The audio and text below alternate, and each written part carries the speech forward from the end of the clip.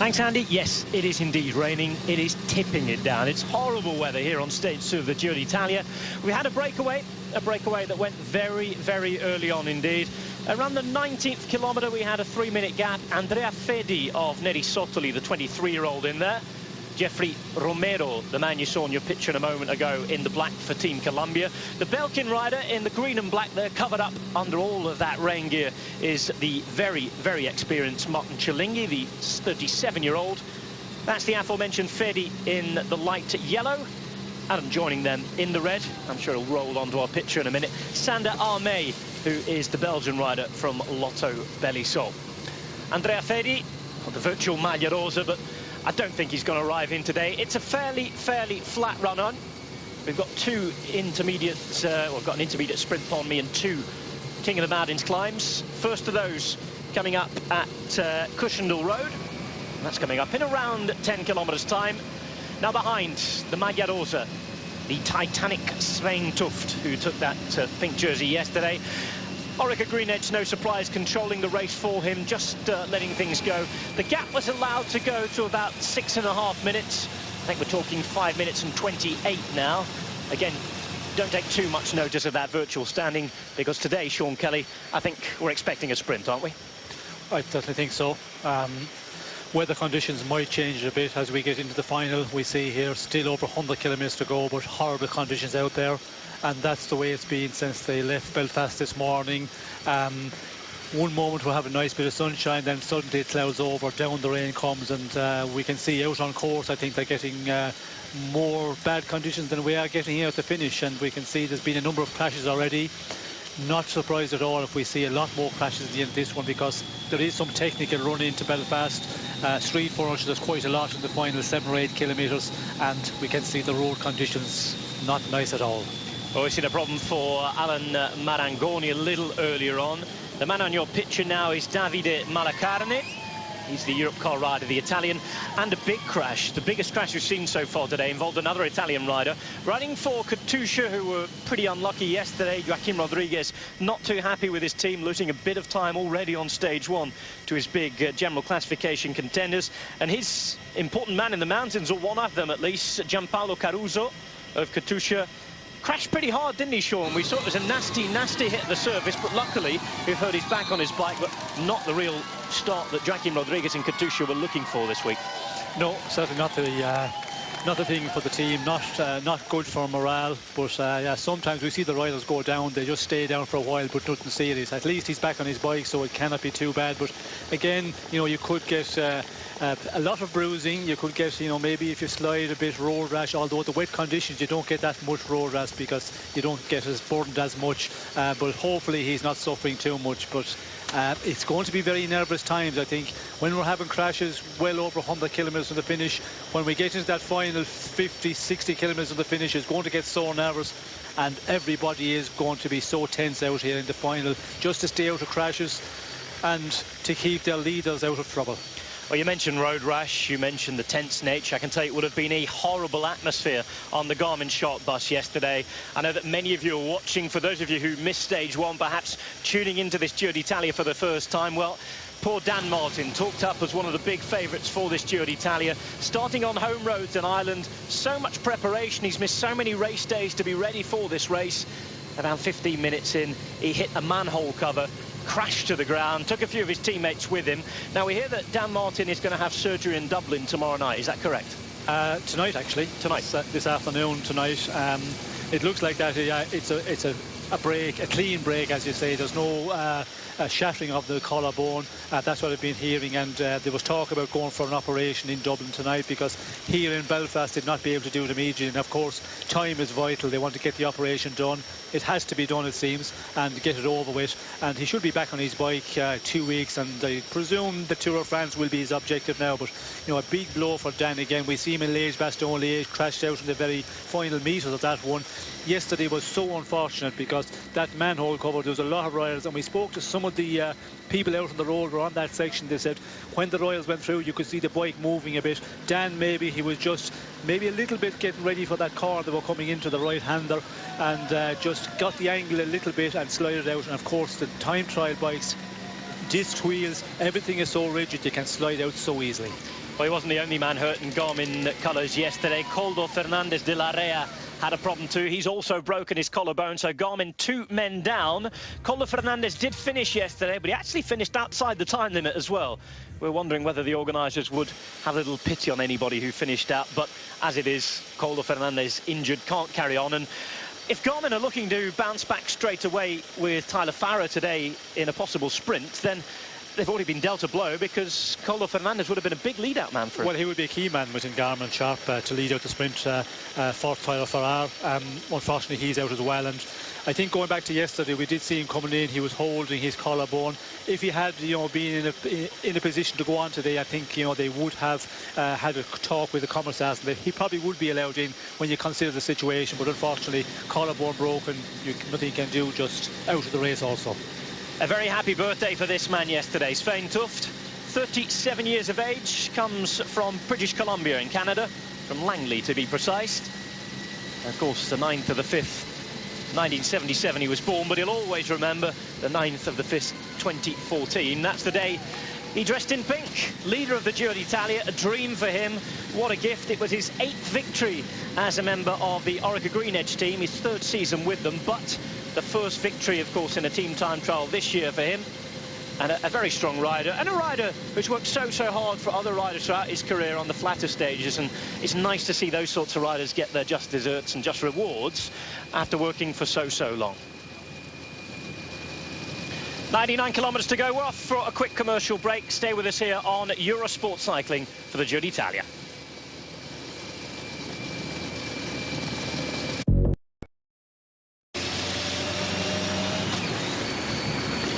Wind could have possibly been a factor today along the coast. The rain and the wind have come together. It is an awful day for the likes of Gorka Izagirre there on your picture, and the rest of the professional peloton. Already 2 riders down after day 1. A few injuries as well that we didn't talk about in the Garmin team. Poor Nathan Haas took a lot of skin off his shoulder yesterday in that crash with Fernandez and Dan Martin, who we've talked about. And of course, Andre Cardoso, he'll be looking to recover for the mountains, the Portuguese climber, rider for Garmin Sharp. Breakaway, been away for just under the 3 hours that we've ridden. Men out there on your picture, the man in green at the front is of the Belkin team, Martin Cialinghi, 37 years of age. 6th season with this team. 3rd Giro d'Italia for him. No win on a Grand Tour. Hasten to add, most probably isn't going to come today. A lot of teams interested in the sprint. Before we get to that, we're going to have the 2 GPMs, King of the Mountains points to be dished out, and of course, for the first time in this Giro d'Italia, the jersey, the blue jersey for the King of the Mountains, the Maglia Azzurra. In the red there from the helicopter shot, you can see Sander Almey, 28 years of age, Belgian rider from Louvain. 2 wins at the Tour de Bretagne a few years ago. They're his only wins on the professional cycling circuit. Come back in 2009. And we're back with the peloton. Orica Green Edge again controlling. Looking ahead to today, Sean, we've got Orica Green Edge riding at the front. Very close behind them, Giant Shimano. That's because they have the big favourite if it does come down to a big sprint. That's Marcel Kittel. Nobody can really live with him on his day. Well, you'd not expect anybody to live with him, considering his results this season and of past season. The Tour of France, of course, he was just on fire there, and I don't see anybody really touching him. And they have committed. They have a man there in front with the Orica Green Edge riders. He's doing a little bit of the riding, so they're keeping control on this one. And our 4 leaders out in front, it's not going to happen for them. The control is on, and it looks like it's going to be a big bunch sprint again today, but how big will that bunch be in the final? That is the question. And looking at the conditions out there at the moment, if we get anything like the conditions we're seeing now, well, it's going to be a hectic final, and this final 30-40 kilometres is going to be hectic. 39.9 kilometres per hour is the average race speed so far. The peloton not exactly motoring on behind, but they're keeping this gap controlled. It's very much well in reach at the minute. 5.5 minutes. First King of the Mountains climb to come. That's up at Cushendall Road. Comes in around 4 kilometres time for the breakaway. Now, Sean, I know you're up here riding the course on a sportif event last weekend. How much of the circuit did you do around Belfast, and did you ride the climbs? Well, They did 140 kilometres. That's enough then. Not all on the circuit, because we started here in Belfast. We went out to Ballymena, which was the road the race went out today, but then they went further down the coast, where we took the more direct route across to the coast and back in. But I did do the last 40 kilometres of the route, and that is spectacular. Unfortunately today, with the conditions, it not look as good on our pictures on TV, but for the riders, I think the wind condition is not going to be as great, because with the rain there, the wind has died down a bit today. But again, the wet conditions, you just never know. Sometimes it can blow up at just at the time when they're coming through that area. The final, it's going to be very, very fast. Always in the big tour, the first days, the stages are really fast in the end. Everybody is feeling good. There's a lot of guys feel they can do something in the sprint here, where you get a week into the race, they're starting to get tired. They're not really bothered in the big bunch sprint. But here today, I think there's a lot of guys, and of course the conditions is going to make it very nervous for everybody. A lot of sprinters involved. We got a brief glimpse of the Omega Pharma quick step rider there going back to talk to the car. There could be a special moment here, as there's a change of gloves there. Not always easy to get them on and off. Thick weather today. We actually saw Bernie Eisel going out, you and I, this morning. Not looking forward to the day on the bike, and he had some big thick rain gloves on. Everybody's dressed for the weather today. And as a bike rider, even though this is the first real stage of the Giro d'Italia, the real road stage, what does it do to your morale when you're sitting in the bus and you see the rain teeming down outside the windows? Well, of course, the first day is in a big tour. Everybody is nervous, and you put the rain in, the conditions, not nice, and then it makes it a bit more nervous again. But we did talk to Bernie Eisel there. He was well wrapped up, but he's a rider who can support the conditions we're getting here today very well. There's a lot of the other riders who will suffer a bit more, and we've seen just the front end of the peloton there, a lot of guys with the big winter gloves, and that's the way you've got to do it. I think the way they're riding along in the peloton at the moment, you have to wrap up well, keep warm for as long as possible, and then when you're out on the road, if the racing starts very early on, 60-70 kilometres to finish, you can easily discard the gloves, the rain jacket. But if you're cold earlier on, well, then you're never going to really warm up, and you can suffer so much in the end. Teams riding on the front include Orica Greenedge. Well, it's a two-pronged reason for riding for Orica Greenedge. Of course, they want to honour the pink jersey, they want to protect it and look after it. It's faint tough. But you talked about the sprint. If Marcel Kittel, for some reason, doesn't get into a big bunch sprint here, and we've got a reduced group, then Orica Greenedge have one of the real candidates to win in Michael Matthews, who's on red-hot form. Yes, I think, they're really, at the moment, winning the team time trial yesterday, taking the pink jersey. Morale is going to be rocket high, and with Matthews riding so well, he's in good form. I think he's capable of doing a good finish today, and this final for him, I think he will be very much up there, and they will want to hold on to the jersey, of course. And when you look at the general classification, there's a few riders like Pataki, for example, who was very close as a sprinter, but I think within Greenedge they could hold on to the pink jersey today, and there's no guarantee the sprinters will get up in the final here. So they will just work and control the race, and that's what they've got to do as a team with race leader. You've got to do that anyway, and then see what you can do in the end. Well, if Pataki's got gloves like those, he might be a little more preoccupied with that than setting up the sprint. But on a side note, for Pataki, for neutral fans and fans of cycling, 40 years of age now, we don't know if he's going to come back to the Giro again next year. To see him win the stage and to see him in pink will be a great sight for cycling fans today. Well, it would be a dream for Pataki to win the stage and get into the leader's pink jersey. Unfortunately, if the weather conditions continue as we're seeing at the moment, I don't think he will be too comfortable in the end, because as you get older, you're always making the calculation. You're not prepared to take as much risk, and I think there's a lot of people out there will be prepared to take the risk on the wet roads here. And the final as well, this final corner very close to the finish, 400 metres. It's not something that Pataki is, really good at. I think a long straight finish of maybe 2-3 kilometres, that's where he can put up a real good sprint. So I'd be surprised if we see Pataki taking a stage victory. Certainly when we have Kittel here, it's going to be a difficult one for him. Well, thanks to our Eurosport colleague Magnus Begstedt, who's just informed us that those gloves, the reason they were so hard to get on and off, they're scuba diving gloves. They're all made of neoprene. They're called glacier gloves, apparently, and they keep your hands very warm. So hence the reason they were going to all that trouble to try and keep them on and get them off and change them. Back with the breakaway in the meantime. We're approaching that first climb. Talked about Chilinghi and Alme out there. The man on the right-hand side is in an luminous yellow jersey. As you've seen, a problem. Looked as though somebody's gone into the ditch there. A little further up, but a back wheel problem here. If you just carry on with the camera as well, there's another Movistar rider. Not sure whether it was a natural break or a time to have a look at mechanical things. I think it was the former. Good to see so many people out on the road, camping, getting there however they could. And here's the climb, the first climb of this Giro d'Italia.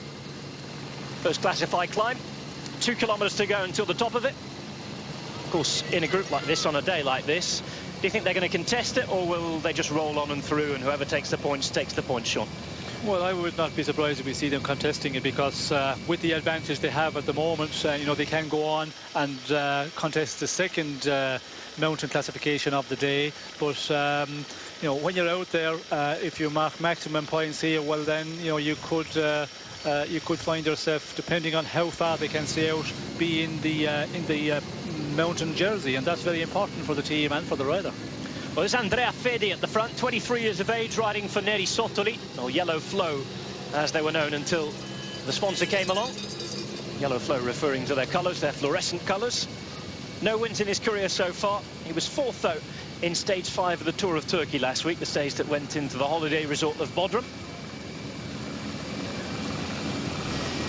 The one man we haven't really talked about in the break so far, Jeffrey Romero, 24 years of age, from Colombia, from Sagamoso. Hasn't raced since Brabantse Pijl in Belgium, and another rider who's yet to take a professional win. Breakaway job today, and for teams like Colombia and like Neri Sottoli, getting in a breakaway already means that it's a fairly decent day, doesn't it? Well, I think something we would be expecting. If there was going to be a breakaway, well then the teams which we mentioned, always, you know, present up in the breakaway, they seem to, you know, really go out and try and get into the breakaways in the earlier part of the race. And I suppose it's just to thank the organisers for getting into the race first of all, but also to highlight their sponsors. Fedi at the back, on the wheels, and here we go. He's going to have a sprint. It will be contested indeed. Chilinghi is the man on the left-hand side who's going to go for him. And a bit of early action on stage 2 of the Giro d'Italia. Andrea Fedi and Neri Sottoli will want to repay the faith that was placed in them by the organisers with the invitation after all the problems of last year. It looks as though, that Martin Chilinghi at the minute is going to take the lead on this chase for those points. Looked as though they started the sprint quite a way out there as well, Sean. Yes, they certainly started a long ways out, and we can see it's, you know, going to come back together here again. Chilinghi, you know, tried to just have a go there, but the others were not allowing him to, you know, to ride away, and it's going to be, you know, a sprint and a contested one, because we've seen here already they go in the attack very early. Messages for Dan, such a shame that Dan Martin isn't riding today. There was that attack, kilometre from the line I think it was as well. Well, it's one way to light the race up. We knew they would try, Neri Sottoli, and hats off to them. Rider at the back as well, Jeffrey Romero. If he has true Colombian DNA in him, then he'll be a man wanting to go for things in the mountains. And it is Chilinghi at the minute. There you can see the latest banner. Well, that was that attack again, pardon me. Back onto the live. Here we go, into the last few hundred metres of this first climb of the day. All the way up to Cushendall Road, it's 261 metres above sea level. In fact, it's the highest point on the stage today. Fourth category. So no more than a handful of points. Sander Arme isn't going to contest it. It's Chilinghi at the front in the green. On the right-hand side in the yellow, pulling off. Andrea Fedi's not going to do it. Chilinghi then up against Romero. Chilinghi will ride through. He'll take the maximum points with Romero just behind him. King of the Mountains competition well underway. Yes, and very hotly contested. We see there was a kilometre to go. They started going in the attack, and all four were trying here, as we can see here. You know, they were hoping that they would be able to contest it, but Chilinghi, we could see earlier on, he looked to be quite strong and was the strongest right to the summit. Oh, brilliant. Giro starts as we wanted to go on. Competition, emotion and drama all the way. And I tell you what, a hat off to all of those brave souls decked out in the beautiful pink ponchos. I can tell you Sean picked one of those up at the start as well today. Kept everybody dry. and oblivious to what happened up the front there and all that little bit of excitement. The peloton chasing on behind. We're off for another break here on Eurosport Cycling. Keep your tweets coming in, hashtag Eurosport Cycling, and we'll be back in a minute.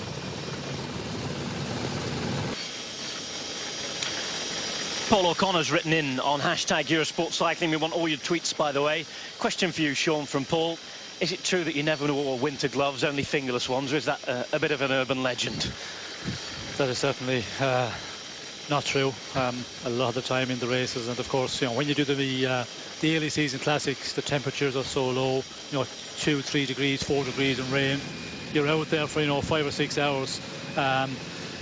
Today we're seeing it's 14 degrees and the riders still have, you know, some of them out wearing the winter gloves, but I certainly was a one who wore the winter gloves in the cold conditions. And that's the thing, I think a lot of riders say when it was raining or when it was cold, I really, you know, I loved that.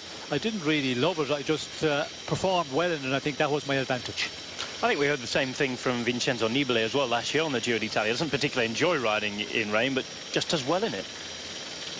Simon Spilak as well in the Tour de Romandie had the same question posted to him, because 2 years running, riding up the mountain with Chris Froome in the wind, the rain, and of course the horrible conditions. And again, just saying, no, my body just supports it better. A couple of people asking us as well, Sean, and you in particular, after Dan Martin went yesterday, has that revised your podium ideas for the end of this race? No, I don't think it's changed a lot in the podium. Of course, Dan Martin, we were hoping that he would be up there in the final classification, the general classification, and I think he, you know, he would have been certainly in the top 5. I think the way the form was going. Now we'll never know how well he could have done, how good he would be in the final week of this Giro.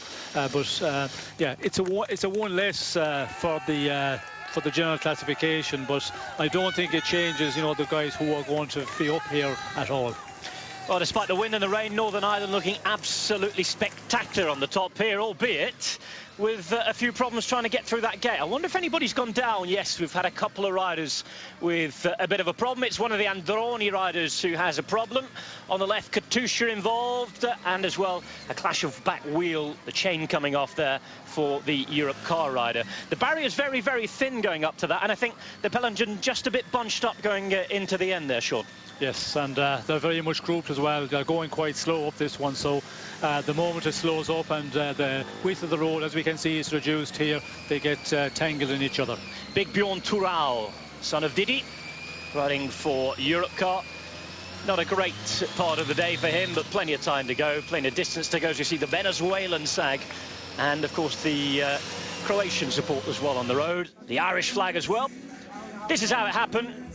And again, it can get like that in this part where there's not much happening at the back in the peloton. Of course, the barriers were out on the road there. Everything just got narrow all of a sudden, and problems they weren't expecting. Yes, well, I think the main problem being that I'm not going at a fast enough rate to stretch out the peloton a bit. Very much grouped there together, and you know, when the road did reduce the width of the road, some problems for the riders. Not too many problems for the breakaway at the minute. 86.1 kilometres to go. Cialinghi, Alme, Romero and Fedi. Alme is the rider at the front, riding for Lotto. There's a birthday in the Lotto camp today, by the way. Must say proficiat to Tim Wellens. Happy birthday to him. From a great cycling family as well. Dad has a cycling shop, so the Belgian commentators were telling us. Up onto Cushendall Road. And a bit of information there about the Glens. Again, I bet it looked a little more spectacular last week, even though it's a pretty stunning sight, even in the rain. Yes, it did. Luckily, last week in the morning it was wet conditions, but it dried up very quickly and it made a nice day. Certainly much better than they're getting today here, which you know, the rain is coming down. We can see a lot of surface water here. And not nice, but unfortunately we haven't got. If we had got sunshine, it would be so much spectacular. Marco Bandiera of Androni Giocattoli behind the car of Gianni Savio's team. Now, I want to mention Gianni Savio again because he was slapped with a 200 Swiss franc fine yesterday. Mechanical problem on the way for Orica Green Edge as well. Gianni Savio, 200 Swiss franc fine yesterday, so that next new suit I think will have to wait. All of his team, by the way, also fined 100 Swiss francs each. The official explanation for breaching provisions concerning warming up during the race. So not behaving too well according to the rules yesterday, Androni. No, and that we did see during the first teams out on the road. We see the team coming in here warming up, which wasn't allowed by the regulations, and of course they slapped with a fine. Expensive day out, 100 Swiss francs each, and then 200 for the boss. Dear, oh dear, oh dear. The new suit will have to wait for a while. Exactly. 84.2 Ks to go. Inside 5 minutes now, the gap. Orica Green Edge at the front. Remember, just waiting for their rider out the back. We didn't quite catch who it was who was having problems. We think it was Michael Hepburn, and he's the man who's been doing a lot of the work on the front today.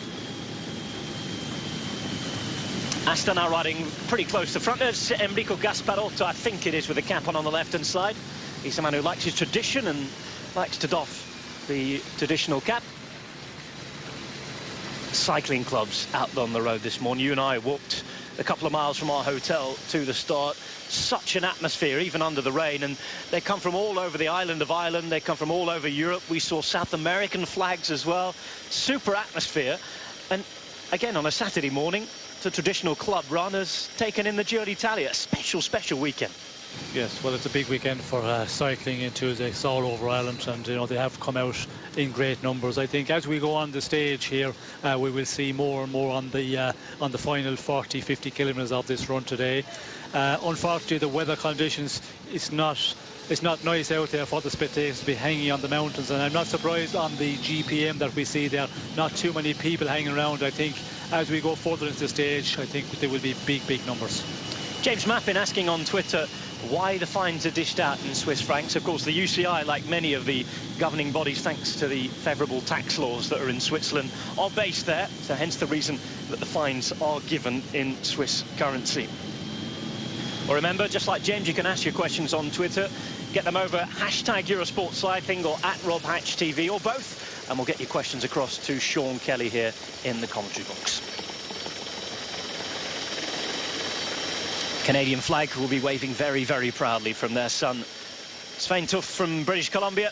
He's in pink today, a special day for him, and we'll continue talking about that day in just a minute here on Eurosport Cycling.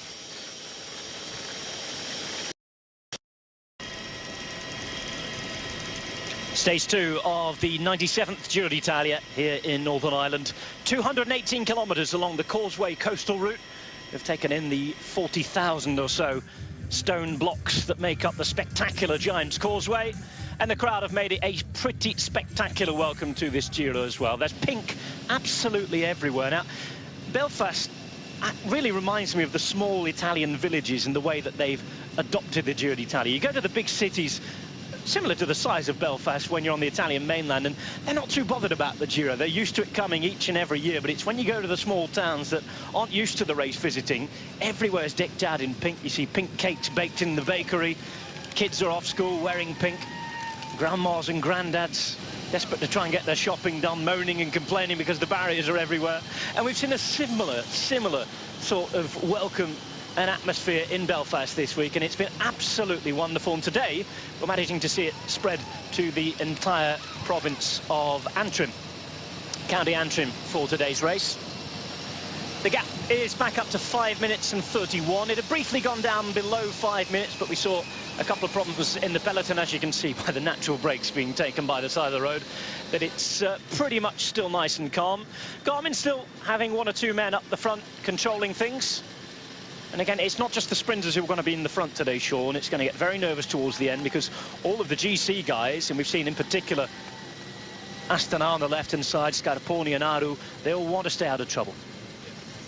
Certainly all the general classification men want to stay out of trouble, and what you've got to do in that situation, right close to the front, meaning in the top 25, 30 riders.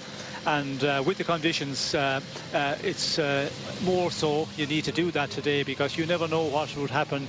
A crash, as we have seen, there's been a number of them, but if they start to push on and they get a section where there's a little bit of side wind, well, then the peloton could start to split, and difficult to rectify much more difficult than in the dry conditions. So I think the general classification men are going to stay close to the front, and as we get close to the finish, well, everybody will be trying to keep their general classification men, also the sprinters, up in the front, and that will call for a very, very nervous final. Cycling fans of the world on the roads of Waterfoot in Northern Ireland. Beautiful to see the breakaway rolling through. Jeffrey Romero is the man pulling them through. We saw one of his teammates there, Yalinson Pantano Gomez, attempting to try and eat his lunch, but couldn't quite find his lunch in the back of his jersey. There's Sander Almey rolling through. We talked about a birthday amongst the Lotto Belisol team. There's another birthday as well, 29-year-old Mauro Finetto from Verona, and the Neri Sottoli team celebrating today as well. More problems, a back wheel change required for one of the Lotto riders, and in fact it's the Lotto leader, Maxime Montfort. Already 134 down on the leader, and Montfort's come here to ride for GC this year. What's a realistic aim for the Belgian team? It's not the strongest team. Is he looking at a top 10 or a top 20? Well, I think a top 10 he would be hoping. We've seen before in the Vuelta where Maxime Montfort has finished in the top 10. So when you look at the team here from Lotto Belisol, they will be hoping that he can get a place in the top 10. But I think stage wins, we will see Lotto getting into the breakaways as we settle into this race. We have already won in it today, but when we get to a situation where the riders are 10 minutes plus down in general classification, then there's a possibility of the break staying away, and I think Lotto will be very much present in those breakaways further on in this Giro. Into Cushendall, the home of the Halt of the Glens Festival,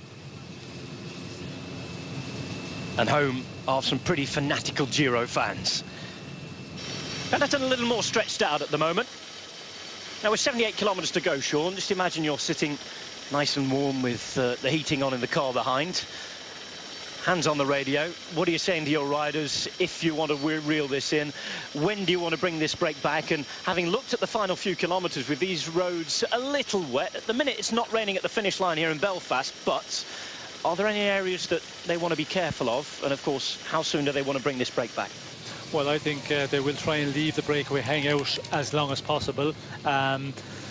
The sprinters teams, will want to do that because it will calm situation down, and it's easier to control it in that case. And they will make the calculation. But again, with the wet conditions and that, they'll be concerned maybe that to get them back in the end, it might not be as easy if you had real good dry conditions, because you can put a number of your team on the front here to get organised. Not as easy with the wet roads, but they will certainly try and leave them hang out there until 15-20 kilometres to go, and that is the norm we see at this point in the race. Well, those of you a little worried maybe about the fast finale on wet roads, better news is coming in from Carrickfergus, where Callum Baxter and a few other people are writing to us on Twitter and saying, well, the sun is out, the roads are bone dry. And again, here at the finish, the road's still a little slippery from earlier rain in Belfast, but it's drying out. We've got the odd patch of blue skies to look out the window of the commentary box, and certainly a much better picture than what we're seeing on our screen. So, if it does come to a sprint and everybody's together, we talked about Marcel Kittel, but who else is there? What about Davide Apollonio of AG Dozere? Belletti is here for Androni. Belkin, not really a big man to go for it, but Jetse Bol is probably the quickest in their team. Roberto Ferrari will be expected to surf the wheels as he usually does. Kenny de Haas maybe for Lotto. Tyler Farrow we mentioned briefly for Garmin. Nasser Bouhanni, he's going to be a man, and a real big man to challenge Marcel Kittel, you feel.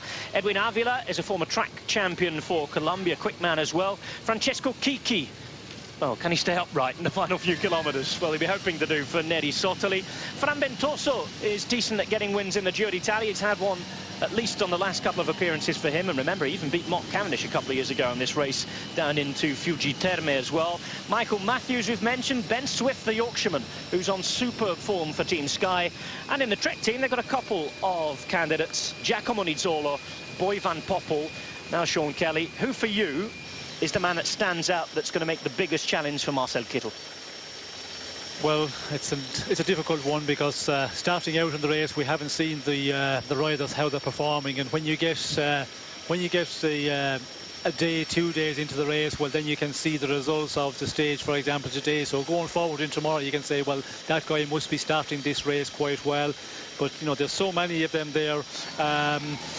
It's going to be an interesting one. I would hate to say who's the one who will challenge Marcel Kittel, but it's going to be a big ask, you know, to try and take on Kittel and beat him for this stage victory today.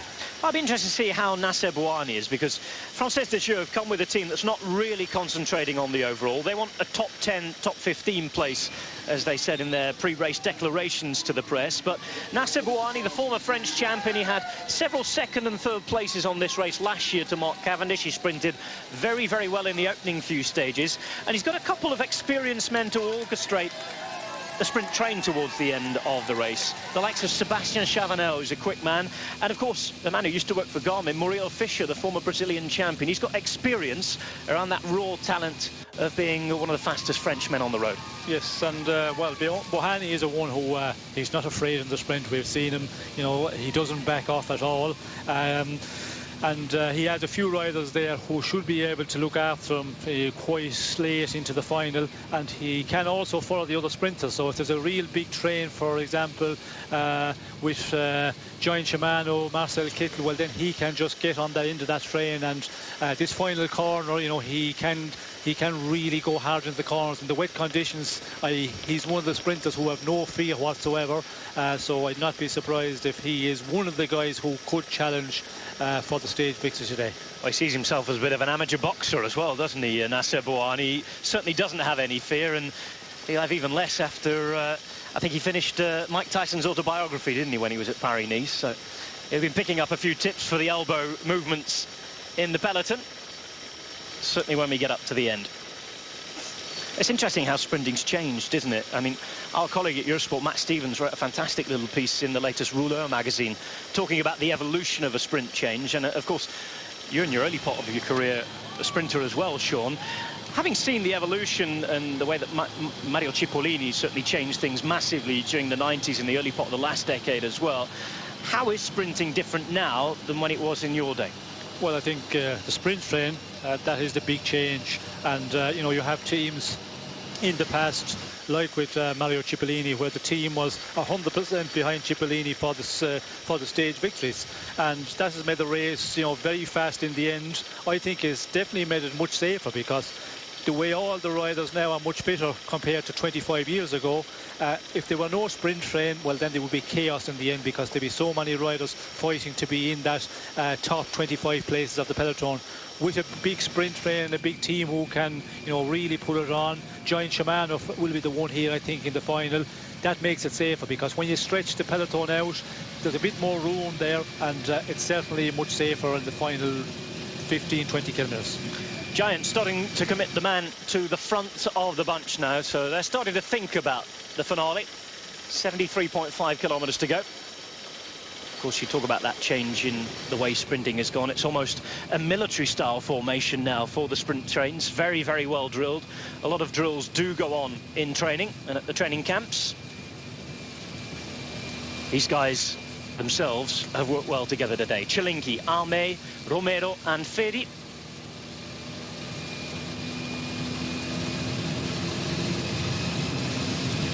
Road's still fairly wet where we are, just left the town of Waterfoot. Off to Glenareth next. Then we'll go through Glenarm, Ballygally, Larne, Knocknagill, Carrickfergus, through White Abbey with 8 kilometres to go. And then back into the Northern Irish capital, Belfast. The gap at the minute, 4 minutes and 31 seconds. Tinkoff Saxo, well, we saw Mr. Tinkoff this morning, didn't he? Hiding away in our hotel, present and enjoying himself, and he didn't seem to be too bothered about being recognised, did he? Strolling about with a big Tinkoff cap on and a huge Giro d'Italia shirt. He was enjoying himself. He certainly was enjoying himself, very relaxed, and you know, you would not reckon that he has one of the big teams in this race, totally chilled out, on casually walking down to the start area there, and you wouldn't take him as an owner of a pro tour team. I wonder why he wasn't staying in the most expensive suite in Belfast as well. Everything booked up here, and even Mr. Tinkoff required to stay with us lay people. 72.2 kilometres to go. You're watching the Giro d'Italia here on Eurosport. We're off for a quick commercial break, but don't go away. More from Sean and myself, and more importantly, the riders, in just a moment. Pink fever, a wave of pink fever, quite literally, has reached Northern Ireland. I know Andy Schleck likes to go fishing. He's not riding. That's not him, is it, in the pink jersey? Meanwhile, we've had a problem. A couple of problems for a few of the riders in terms of mechanicals. One of those was Andre Cardoso of Garmin whilst we're away. Orica Green Edge with a couple of giant riders still riding on the front. Great water skiing effort from the man in the Maglia Rosa there. Lifeboat just in case things don't go correct. And Française des Jeux, they've been hiding away. We talked briefly about Nasser Bouhanni before we went to the break. Interesting to know if any of you guys at home, wherever you're watching, remember you can also watch on Eurosport Player on the go, on your mobiles and computers and tablets. Interesting to know if you can tweet us to see if you think anybody can beat Marcel Kittel today. Nasser Bouhanni being one of the big contenders. Well, we've been informed that Alessandro Petacchi might not be having sprinting as a priority today. Of course, Rigoberto Urán having such a good result yesterday, the top placed really, just a couple of seconds ahead of Cadel Evans as the big GC contenders. And, you know, the story reportedly from the Omega Pharma Quick Step camp is that they're trying to keep Rigo safe. Is that a bit of lie-telling going on there? Surely he's going to have a go if he's in the right position. Well, you would expect Petacchi to have a go with the team they've got as well. You know, they have a lot of real powerful riders who can prepare the sprint so well. For Rigoberto Urán, I think there's enough riders there just look after him in the end. I think maybe Petacchi is just not prepared to have a go here with the conditions, and they're just using that and saying it's all for Rigoberto Urán. We'll see. Urán, remember, second place last year on the Giro d'Italia. Orica Green Edge having a day with the wind on their faces at the front. And we saw a bit of a glimpse there before of Enrico Gasparotto. I had a few tweets saying, well, what about Gasparotto for a sprinter? Well, I think on these flat days, Gasparotto's sprinting days are over, aren't they? They've certainly got maybe the intermediate, medium mountain and hilly stages for Gasparotto to have a go at, but Astana, I think, looking at them as the team, they'll all be behind just keeping the GC man safe, won't they? Well, I think Gasparotto is the one who we could see later in the races again when we get the medium mountain stages. Certainly some of the uphill finishes, not the big mountaintop finishes, but the ones, you know, who are undulating in the final kilometres. This big sprint today, it's really for the flat men, the big powerful guys, and I don't think Gasparotto is at that level. Well, one man we haven't mentioned too much, and of course I'm being very, very kindly reminded of it as well, is Elia Viviani, who was so good in Turkey the other week. Actually beat Mark Cavendish on a couple of stages. He's a man who, a bit like Ben Swift, who's had a couple of injury problems, has spent his time juggling the track and of course the road. But Viviani, when he's ridden consistently on the road, has been consistently quick, and it sounds as though he's coming into a bit of a form coming into this Giro d'Italia, which of course, being an Italian rider, is perfect timing for him. Yes, again, he's a one, you know, can put up some great sprints, and if he is on real good form, he could cause a little bit of problems for the team of Marcel Kittel, and maybe for Kittel himself. And this final corner, this is going to be very important. I mentioned a bit earlier, my apologies, I said 400 metres, but it's quite a bit shorter than that. It's only 300 metres from the final corner. So, you know, it's going to be a big fight to get a position coming into that final corner. If you can, you know, get into that, maybe in second place, I think would be the perfect position to be in. And if you can do that, well, then you're always in with a good chance. And you never know. Kittel has a big, you know, a big team, a big lead-out team, but if he doesn't get it right into the final corner, well, then the other guys could be very much in with a shout. Well, that's the key to it, isn't it? Of course, you can practice lead-outs all you want on straight, nice, flat roads, but the last corner really is a big 90-degree swing, isn't it? The road is fairly nice and wide, but again, in going into that last corner, are we going to see one or two men still in front, or are we just going to see the sprinters themselves going from a longer way out, Sean? Well, I think if you have a train and you have two teammates in front, third position would be perfect, because then you can allow them to take you out of the corner, and they're making the sprint for you. But if it's rival sprinters who are in the front, and there are 4 or 5 of the top sprinters in there, well, then if you can get second position into the corner, I think it would be the best one. But it will be interesting to see, will Giant Shimano be able to control the situation and take it all the way into that final corner? José Herrada there, brother of the current Spanish road champion Jesus Herrada. Jesus Herrada, winner of the Best Young Riders white jersey last week in the Tour de Romandie. Française des Jeux just sending a few of their riders close to the front. They're in the white but royal blue rain jackets, just on the right side of your picture, quite deep there. But there's the pink jersey. It's such a shame, really. The force vein tough that he can't really show off the pink jersey today. No pink rain jacket for him.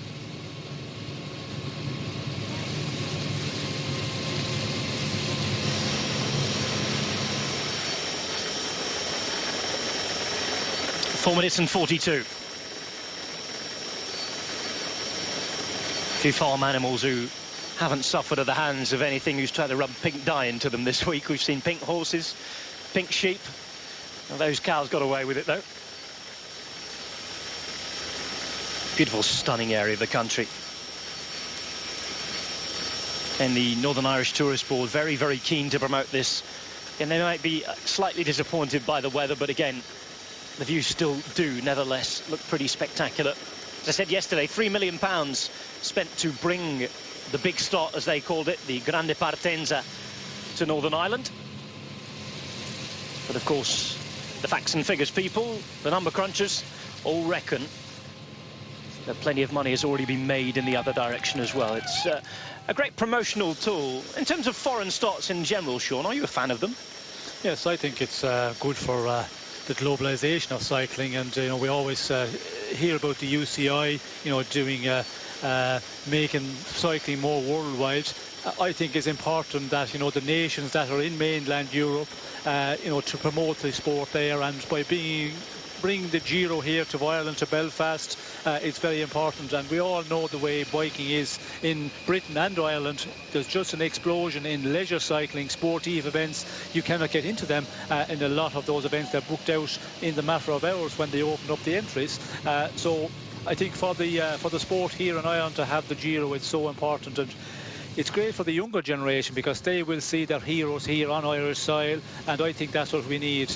You look at football, for example, and we have it every weekend on TV. There's so much of the younger generation want to be footballers. I think the Giro will be the same for the cyclists, the up-and-coming younger generation of cyclists. I think is very important. And of course, the Tour of France in Yorkshire this year again, so close to, for everybody they will be able to get over there. I think it's a great thing that we're having those events starting here and in Britain. Well, we know the unfortunate news about Dan Martin yesterday, but building up to this Giro d'Italia, we talked about the 3 Irish starters, and of course we keep being reminded we must mention Chris Jensen as a fourth half Irishman, as he spent a long time living in Dublin and racing here in the under-16s, I think it was. But all of the guys, Roach, Duignan and Martin, all talked about, certainly Philippe Duignan, who was at that day in 1998 when the Tour de France began. Of course, it was a Tour de France that was remembered for different reasons, because of Festina and everything else. As we say hello to what I think is Luca Paolini. Hard to tell from the back. But anyway, of course, Nicolas Roach has his family cycling connections. But Philippe Duignan was at that day when the Tour de France left Dublin in 1998, and he said that was the reason he got into cycling. So we can see the next generation, as you were saying, Sean, of cycling fans, and perhaps more importantly riders as well, being made by the very presence of this race here in Belfast. Yes, well, it does help majorly that you have a big tour starting, and the guys who are underage cyclists at the moment, and we see so many of them around yesterday and this morning, the juniors who are the up and coming promising talent here, to see the race starting here, it's just something, a dream for them to be able to see, the riders here, and just to get so close to them. And the amazing thing this morning was at the waterfront, you could wander down there between the team buses, the team cars. I was surprised to see that, because when you go to the Tour of France, everywhere is barricaded off and you cannot get in around the team buses very much.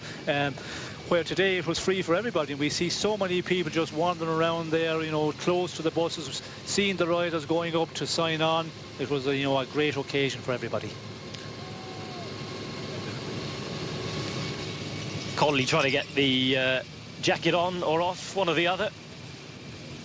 Not easy at pace. In the end, I'm sure we'll get there. The important thing is to stay dry and stay warm.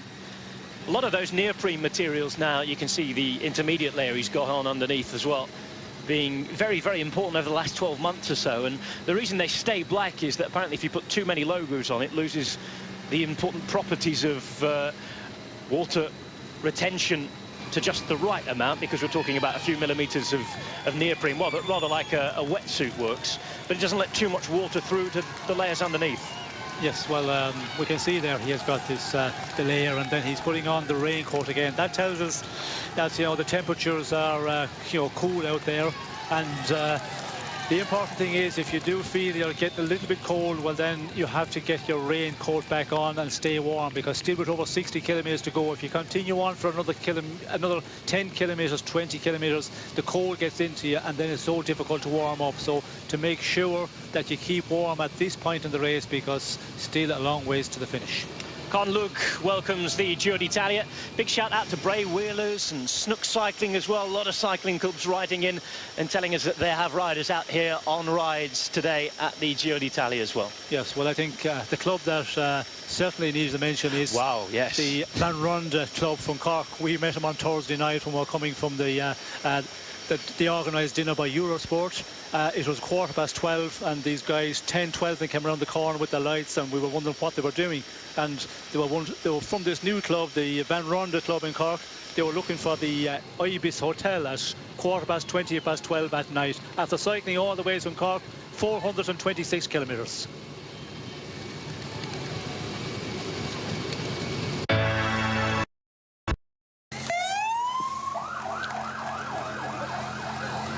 Conlough awaits the peloton. 4 minutes and 31 seconds, the gap between the front of the race and those behind. Still very, very controllable. And you can just see in the distance that the clouds starting to lift slightly as we get on our way back into Belfast. Just as I say that, though, a few umbrellas are being put up outside the commentary box at the finish line, and a few spots of rain begin to fall.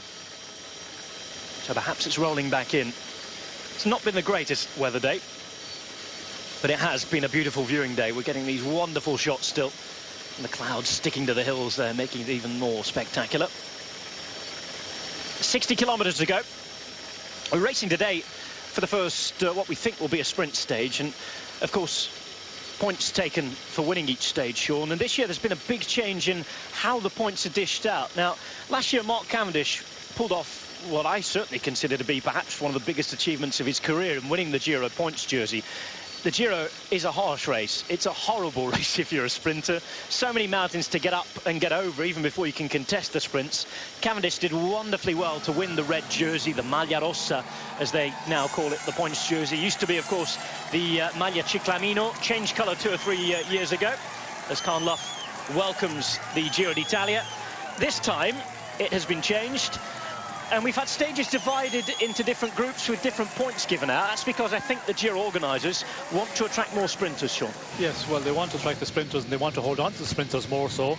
And by doing that, they have changed the flat stages. There's much more points available at the finish.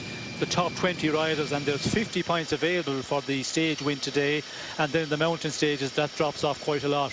Where last year, the stages, I think, were equal, mountain stages and flat stages, so it makes it more difficult for the sprinters.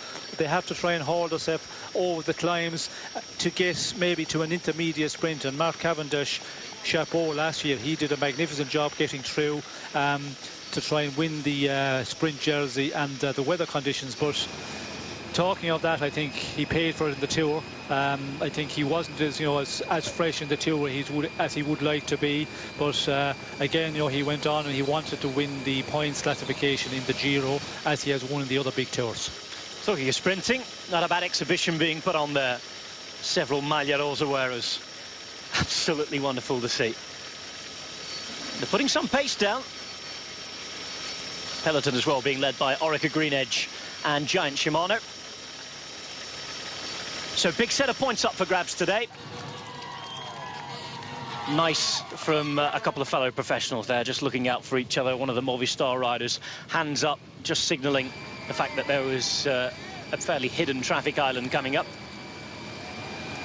It's one of the great things about sports cycling as well. Professionals do look out for each other. They know that it has inherent dangers, and we don't talk about this often, but cycling really is an extreme sport. We saw the evidence of that yesterday. Yes, well, it's just the understanding, when there's an island in the middle of the road or whatever, an obstruction on the road, they do give the hand signals, and they do that to the very end. Unfortunately, when they're going really fast, sometimes the riders in the front will see it, but the hand signal maybe doesn't come back far enough in the bunch, and that's where we see riders getting into difficulty and crashing into the islands. But normally everybody does warn everybody else in the group that there's something on the road. Problem for Albert Timmer, looks like a back wheel puncher. Albert Timmer, one of the riders for Giant Shimano. Looking ahead to Marcel Kittel and his lead-out train. He's got Luka Mezgec with him, who we expect to be the sprinter once Kittel, as expected, climbs off after around stage 10 to 12. Tom Valers is a quick man as well. And, of course, plenty of people to work for them. Simon Geskia, who is such a strong rider. And Jörg Preidler, who will be working hard for the team. Front of the peloton now has a Giant jersey at the front. Orica Green Edge there as well. There's Ivan Santoromita, the Italian road champion, with that rather jazzy tricolore helmet on. And a few of the Orica Green Edge riders having some company at the back. A Megaformer quick step with Julian Vermont as well.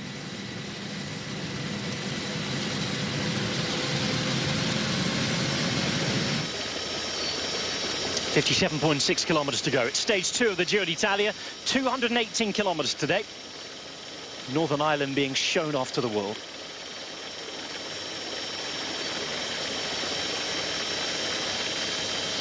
It's interesting you mentioned Mark Cavendish there and how hard it has been to win that points jersey in the last few years. In fact, Cavendish was the first sprinter to win the points jersey since Daniele Benati, all the way back in 2008. Since then, we had Menchov, who of course won the points and the pink jersey back in 2009.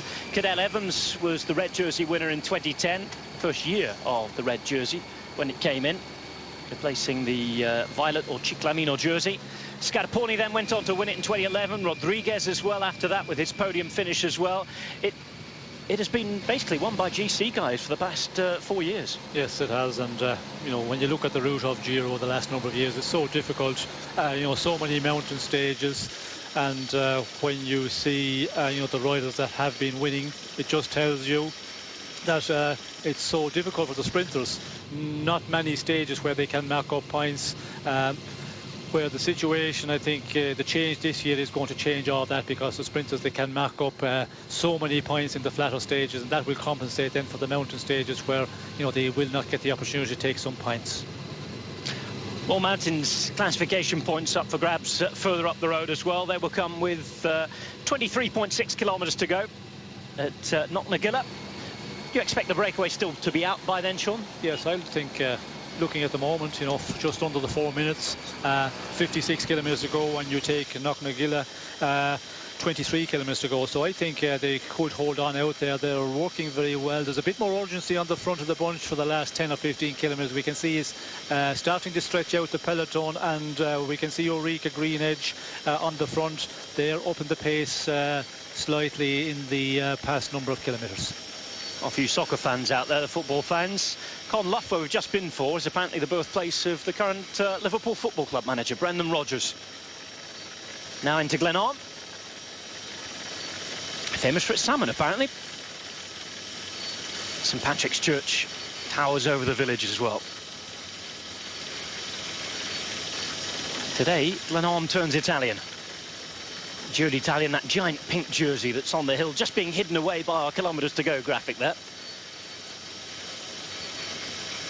There is St Patrick's Church down there where the riders whiz past.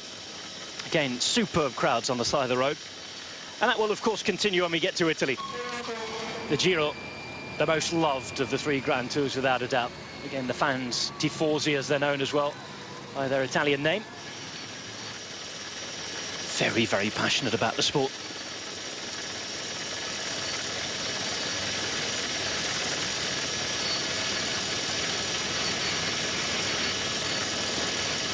Glenorm Castle. Glenorm, apparently meaning Valley of the Army. There's that pink jersey we told you about. I knew the helicopter was in town. 55 k's to go then, 4 and 17. So the gap going down, and as you said, Sean, a bit more urgency on the front of the peloton. And again, how much will yesterday's crash condition the amount of nerves that are in the peloton? Will it make everybody a bit more nervous, the GC guys in particular? No, I don't think yesterday's crash will have any bearing on today, but it's the conditions here. You know, the wet conditions, the early part of the race, that's always worrying for the GC men. And, you know, they know in the final it is going to be very fast. First couple of days, it's really hectic in the final 25-30 kilometres, and you throw in the wet roads here and the running, as we said, you know, there is quite a lot of street furniture in the final, so it will be, you know, nervous times here, and we can see the advantages coming down. Of course, Ulrika Greenedge, 54 kilometres to go. They have to start working out. They have to start upping the pace here, because the advantage, you know, it's quite a good one at the moment, and depending on how strong the breakaway 4 riders are, they could hold out, and it looks like they're going to go on and contest, you know, the second GP classification of the day. Rigoberto Uran of the Megaformer Quickstep now. His first season with the Belgian super team, formerly of Team Sky and Kestepon before that. Been doing a lot of training at home in Colombia. And he came back to Europe very, very recently. Just before this race, in fact. 2 stage wins for him in the Giro d'Italia. As we go back to the break, none of which have taken a stage win from this race previously in their careers. But of course, they're all doing a very, very important job for their teams today. Sponsorship exposure and helping control the race.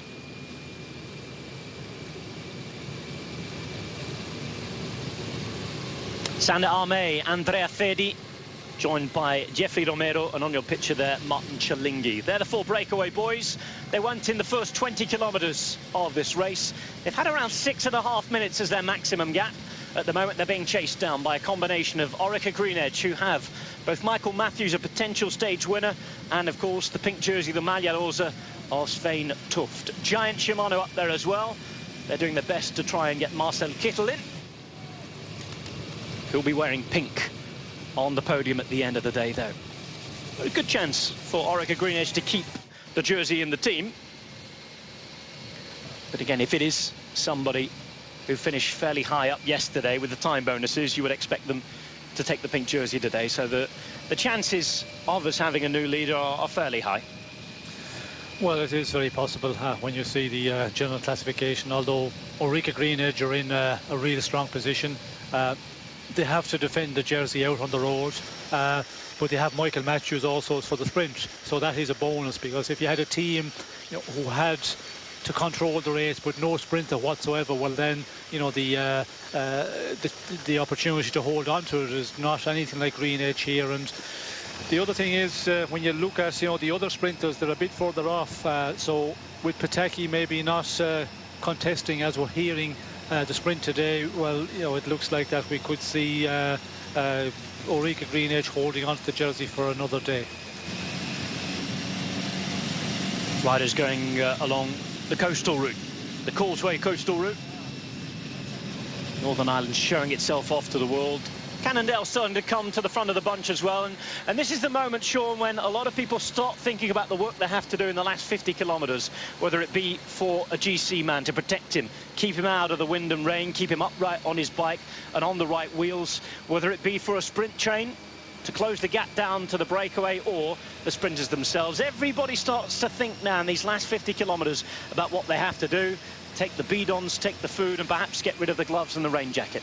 Yes, and you have to make the calculation as well. You know, the advantage of the breakaway out front, the distance you are from the finish, and the team of the race leader, they're going to control it. But if they're allowing that breakaway maybe to be a bit too far out, well, then sometimes the sprinters teams have to take it up a bit more earlier than they would like to do, and that's what we're seeing at the moment. The team of Marcel, Kittel, they're putting men on the front and you know, upping the pace a bit because they want to be guaranteed they will close this one down in the end.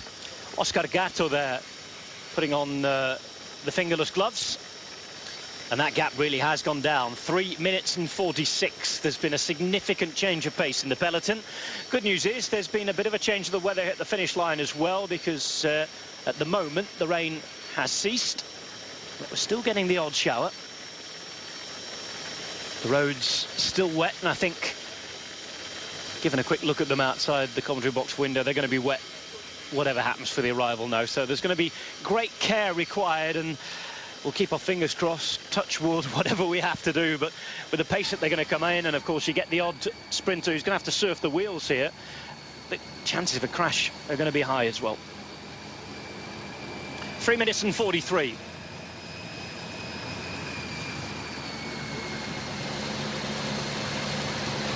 Bike change, and we've had all sorts of problems, mechanical, and a couple of crashes earlier on as well. Time to get some food in, perhaps get some food up to the men they want to contest the finish as well. Chilinghi, Alme, Romero and Ferri still out there at the front. Sander Alme is 28 years of age. Last time he won a race back in 2009.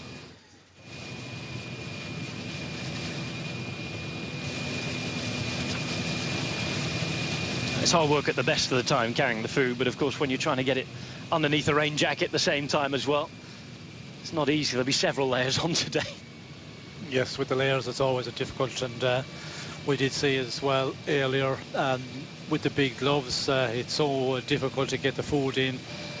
We see after the feed station much earlier in the day there was a lot of riders went for a long ways with the musette on their back, and that's because they're trying to get, you know, the food out of the musette into their pockets, and when you have the big winter gloves it's so difficult. And then with the layers also, you know, it's difficult to, you know, to find the pocket to get the food in. Nicola Ruffoni we saw there, and there's Alijet Pataki himself riding at the front, taking up a bit of the wind, so perhaps as suggested he might not be going to contest the sprint. He's just in front of the bearded Simon Geske there. Pataki takes off his rain cape and reveals the neoprene top underneath we were talking about not so long ago. Moment of change for the peloton. Again, everybody just getting ready. Colombian rider comes to the front, Jeffrey Romero. Another man with no wins in his career. We said he was last racing at Brabantse Pijl. Chilinghi, in the meantime, hasn't raced since Paris-Roubaix. Sander Alme has been fairly decent in the Ardennes Classics. He was doing a lot of work for his team. But again, for Lotto, it's just been one of those years, hasn't it?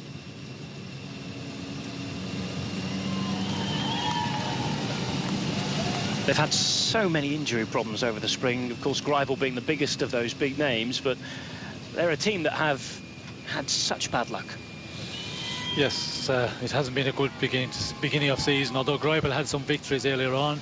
But when they came back to the European circuit and the semi-classics, it wasn't a good campaign at all for them. And of course, you know, being a Belgium team, Belgium press, Belgium TV, it's not easy for them when you see the likes of Omega Pharma, Quick Step, you know, winning some of the semi-classics, winning Paris-Roubaix. Of course, they're going to, you know, judged against the other teams, and not a big good beginning of season in that way for Lotto Belisol. Be careful what you say about the Belgian commentators. They're sitting next to us, just to the right here. But again, yes, they're very, very critical with their riders. It is, of course, just about the national sport, cycling in Belgium. Certainly in Flanders anyway. Rigoberto Urán, very, very close to the front as well, just on the left-hand side, about 10 to 15 riders back. This, in the meantime, is Jeffrey Romero of the breakaway, getting a few extra bits of food and bidons. On a day as cold as this today, what sort of things will we be drinking, Sean? We'll be getting the hot tea to keep them warm? Well, I don't think hot tea will be on the menu today because it's not cold enough. That's something when you get the temperatures maybe 2 or 3 degrees in the early Belgium, semi-Belgium classics, when it's really cold. You know, we do see the guys going for tea. Although last year in the Giro, we certainly had the tea on some of the days because it was Belgian classic weather. That's why it was worse than Belgium classic weather at times. And out here today, 14 degrees. It will be just the norm where they have the isotonic drinks. I think that's what will be on the menu. And then the food, of course, you know, the energy bars, the energy gels in the very end of the race. And we did see the bananas are still very much on the menu of the riders. They certainly are. They're one of the sponsors as well, big fruit provider. So they'll be readily available. Into Ballygally we go. The site's named from a castle, as you could see. Apparently haunted, as you can see. Ballygally Castle. BMC. Bit of oil required. Mechanical work as well. And for BMC today, no real sprinters in their team, all about Kittel Evans. We talked about it yesterday, and I think Kittel, in his post-stage declarations, declared himself very, very happy, and he even thought that his team had the legs to do more. Perhaps asking a little bit much of them. They weren't bad at all yesterday. No, I think it was a good performance yesterday. You know, they finished 7 seconds down on the winners, and it was looked like they were going to struggle a bit at the intermediate checkpoint at the 7 kilometers, but they recovered very well, finished very strongly, and I think, you know, he cannot be disappointed with that performance where you know, they're finishing at 7 seconds off the winners, and sets them in a real good place overall. 46.6 kilometers to go. 3 minutes and 53. And the visibility very much the same as it was. You can see the wind, rattling the wind cape there of Saint Almay. It's not just the rain. Look at the spray kicking up at the front, right in these riders' shades. Shades that are most probably light enhancers today. That sort of doom and gloom. But the excitement is about to begin. In the meantime, we're off for a quick commercial break. Back live, there's a mechanical problem for a couple of the Française des Jeux riders. The way that a couple of riders were surrounding it, I would say that Nasser Bouhanni may well be involved here. Fortunately, the camera didn't give us a good enough look. I think it is Nasser Bouhanni, though, who has punctured. We wait to hear news on race radio. So Bouhanni punctures. A couple of men to escort him back. It's probably better happening now than in 20 kilometers or so time. 44.4 kilometers to go, 3:49 the gap. Peloton quite happy with how it is at the moment. Bottle running time for the domestiques, and I think, Sean, today is when the domestiques are worth their weight in gold, aren't they? They keep you out of the wind, keep you out of the rain, keep you fed and watered all day long. Yes, and also we will see later on, I think, when they start stripping off a bit, taking off the rain jackets, the domestiques will be called there to, you know, to take them and take them back to the cars. And some of the times in the very final, when a rider goes a long ways, maybe into the final 20 kilometers, we see them domestique getting the raincoat, but throwing to the side very quickly, because if you go back at that point in the race, well, then impossible to get back up to the front. So you have to make the calculation as the domestique as well. I can serve better purpose than going back to the car. Stay up front and try and help out your team. If it's a sprinter or if it's the general classification men, you can, you know, do much more than throwing a rain jacket to the side of the road. Of course, in English, we tend to use a lot of the French terms for cycling, given the fact that French has been historically the language of cycling. We say domestique. On the Giro d'Italia, of course, they say gregario. That's the Italian word for domestique. Helper, workhorse, however you want to term it. And there are plenty of them for Team Sky as well this year. Team Sky with Salvatore Puccio, who wore the pink jersey on his Giro d'Italia debut last year. We're trying to put in Ben Swift today. Anyway, we had a brief look at Sky yesterday. We were excellent in the second half of the team time trial. What have Sky come to do at this Giro d'Italia, Sean, looking down at their team? Well, I think if you look at the start list, the riders they've got stage victories, I think will be the the target for them, and they have a lot of riders. You know, when you see Bosenhagen there, Cataldo, you know, when he is on form, he's a specialist in the breakaway, and when he does get into the breakaway in the end, he is so performant. If you look at his record when he gets into the breakaway, he seems to be always capable of pulling off a victory, and he has done that here. Then you see Philip Dignan, who was coming back from an injury, spoke to him this morning just as he went into the bus after this sign-on, and he's in good spirits and was happy with yesterday. He said, happy to get yesterday's over because it's something that he doesn't like big time, the team time trial, and finished in a good position. And as the race go on, I would be expecting Philip Dignan to improve here because he's had a good rest, breaking the collarbone, and he should be very performant in the final week, the final 10 days of this race. Philip Dignan 35 seconds down on the general classification after stage 1. We saw Salvatore Puccio there. Now, Sean, before the big action starts, cast your mind back to your own career. Who was your best and most loyal domestique? Well, I think I had quite a few during my time. The best one probably was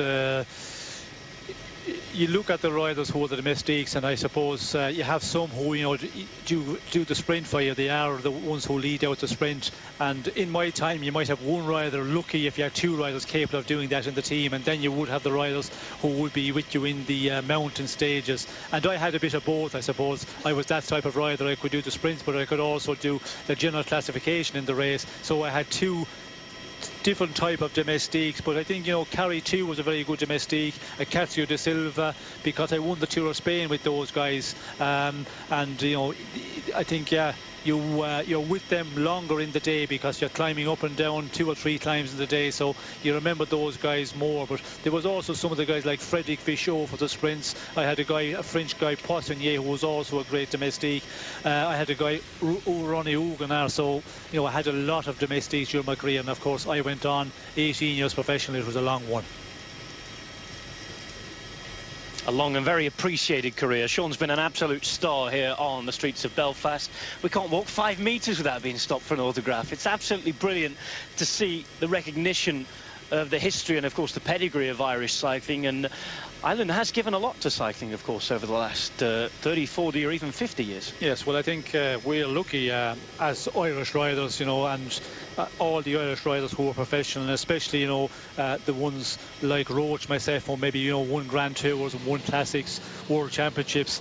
There's not many Irish riders. It's not like being a Belgium where there's hundreds of riders. So, you're much better known, you have much more supporters, and it goes on. And when you look at here, the support that I have been getting and the recognition I've been getting around the streets in Belfast, it's amazing considering my career has finished 30 years ago.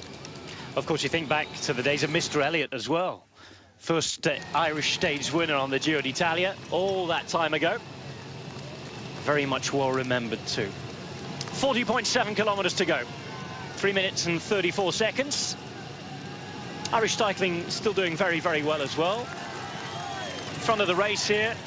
Lots to cheer on the race. And how's the team going as well, Sean? Another Irish cycling moment. Yes, well, the team is starting to go well the last number of weeks. We had a difficult start to the season. The riders weren't performing as well, but sometimes that is the case. You can do everything exactly as the previous year. You do your training camp in December, January. The riders look like on training camp that they perform as well as previous years, but when you go into the race, for some reason, they weren't as performant this year. But it is coming together the last couple of weeks. They are performing well, and there's a lot of races and there's a lot of the season left.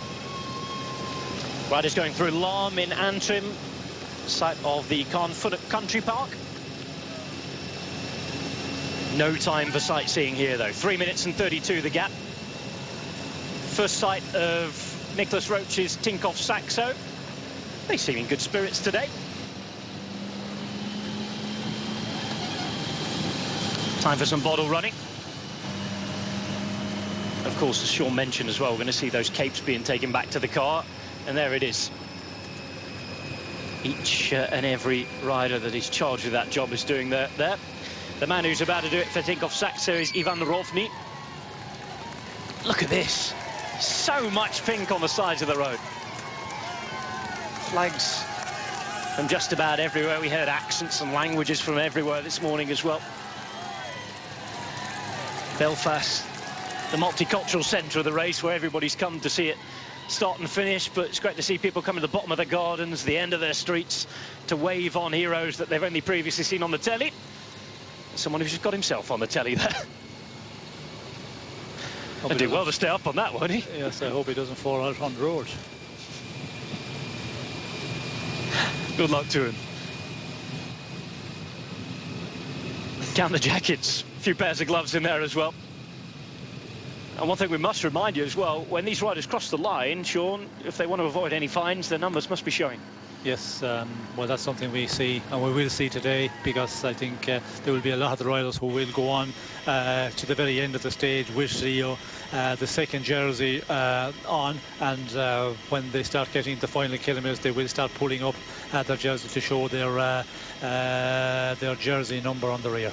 And those that don't better have the Swiss francs ready. 3 minutes and 26. This helicopter shot giving us a better appreciation next to those buildings there, the speed that the peloton's going at the moment.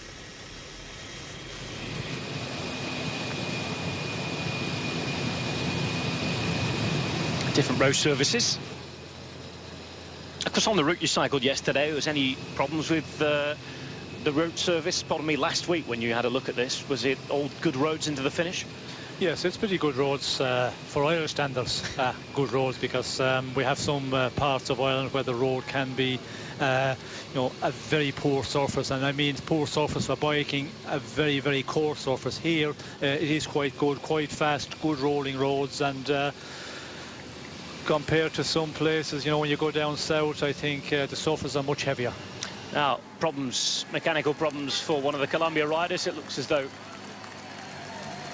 I'm not sure whether he's been down there or not. Certainly can see no marks or any loss of clothing. Trying to clip that right pedal in. He's also banging the handlebars as well then. Yes, it looks like that.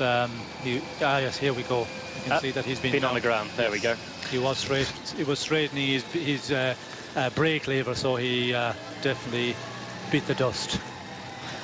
Showing a bit of skin where I'm sure he'd rather not do. 3 minutes and 20. Jones starting to ride that little bit more seriously on the front now. Got a couple of Tinkoff Saxo riders who've removed their raincoats too. Oh, we've got a back wheel problem, and a back wheel replacement for the rider from Katusha, the number 188, who is Angel Vicioso, former winner of a stage on the Giro d'Italia, but of course he won the stage on a day that I think we'll all rather forget, which was that sad day that Walter Vaillant passed away 3 years ago yesterday.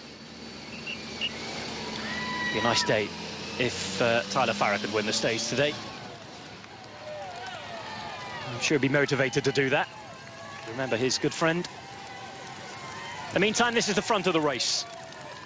36.8 kilometres remaining. 3 minutes and 19 is the lead for Cialinghi, Aume, Romero and Fedi. Just the one Italian rider in there, the Colombian, the Dutchman, and of course the Belgian as well. The Belgian being the man in red on the left-hand side, Sander Aume. Riding for the Belgian team, Lotto Belisol. At the back in the fluorescent yellow, you have the Italian Andrea Fedi. In the green and black, Dutch rider, the most experienced of the lot out there, the only man over 30, Martin Cialinghi. And on the left-hand side, in the black, with the Colombian colours on his back, the Team Colombia rider, the rider Romero. Jeffrey Romero still fighting with that brake lever, is the Colombia rider behind. Again, I think if it were to be Fabio Duarte, we'd see a few of the domestiques come back. Front wheel change this time for one of the Tinkoff Saxo riders, so all sorts happening in terms of punctures and mechanicals at the moment. Let's hope it all calms down as we get into the finale, because I think it is going to be busy enough, nervous enough and dangerous enough as it is. 35 k's to go. No real reason to feel now that it won't be a sprint en masse involving Marcel Kittel, is there? No, I don't think there's any panic concern at the moment, but still the guys out front are 4 leaders. They are, you know, putting up a great battle here. I thought, you know, they would start to really weaken as we go on into the final 40 kilometres of this race, 45 kilometres of the race, but they're working quite well here, and I think the peloton and they're finding it a little bit more of a challenge to close this one down, but you know, we can see under 3 minutes at the moment, still with 35+ kilometers to go.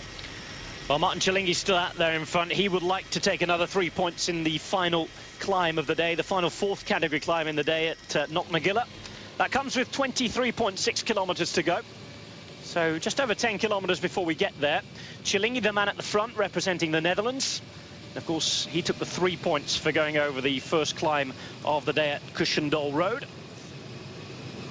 2 points went to Jeffrey Romero, another man who could potentially claim the blue jersey at the end of the day. And Andrea Fedi took 1.2.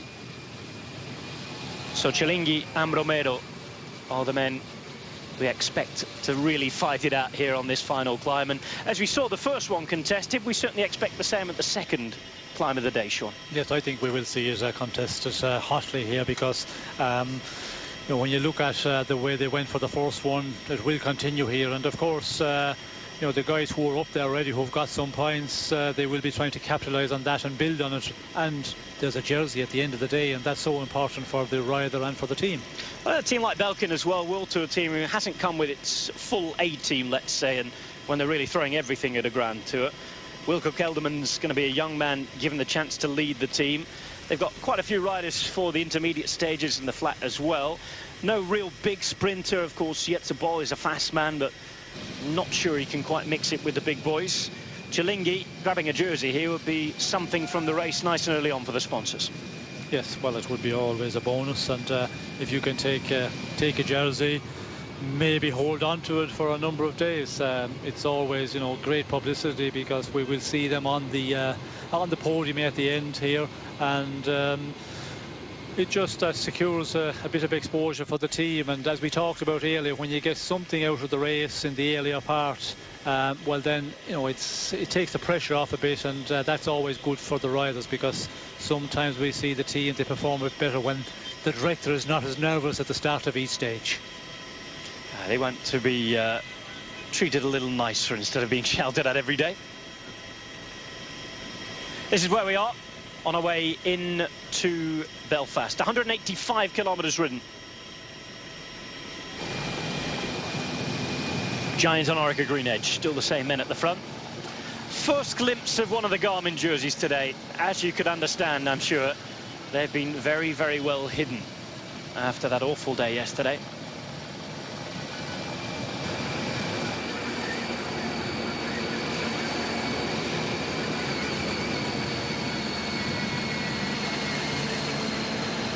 Columbia behind. A few riders escorting the rider who had the mechanical problem.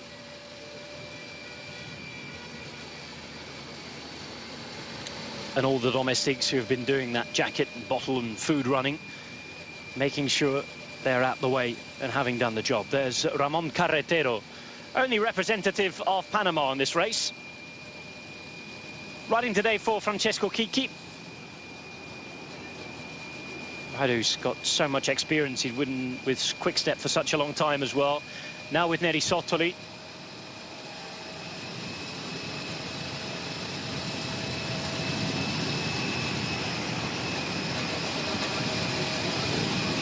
First Giro d'Italia, and only his second year as a professional.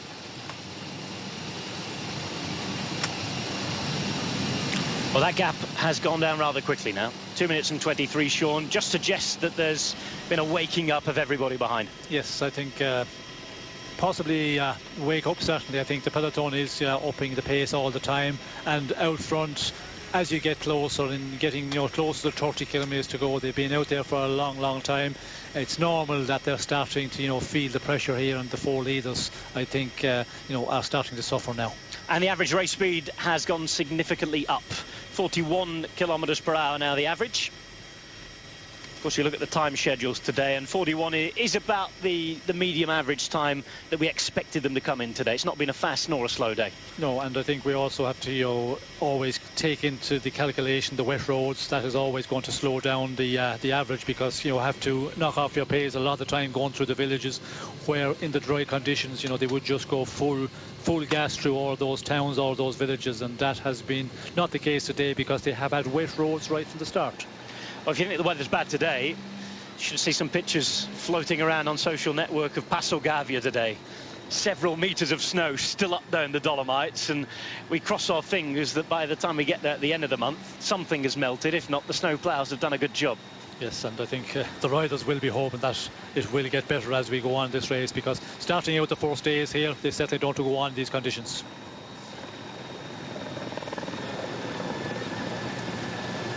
Fumiyuki Beppu, Japanese rider for Trek Factory Racing. The Japanese champion is here as well. We saw him yesterday. Today we saw him in his Road National Champions jersey. Yukiya Arashiro, one of the stars of the moment. He's been riding exceptionally well in the Ardennes Classics. And to watch going into this Giro d'Italia game for those intermediate medium stages. He knows how to finish. Evgeny Petrov was the man in front. This is one of the riders from Bardiani Valvole. Again, doing that job that we talked about, running all of the clothes back to the car.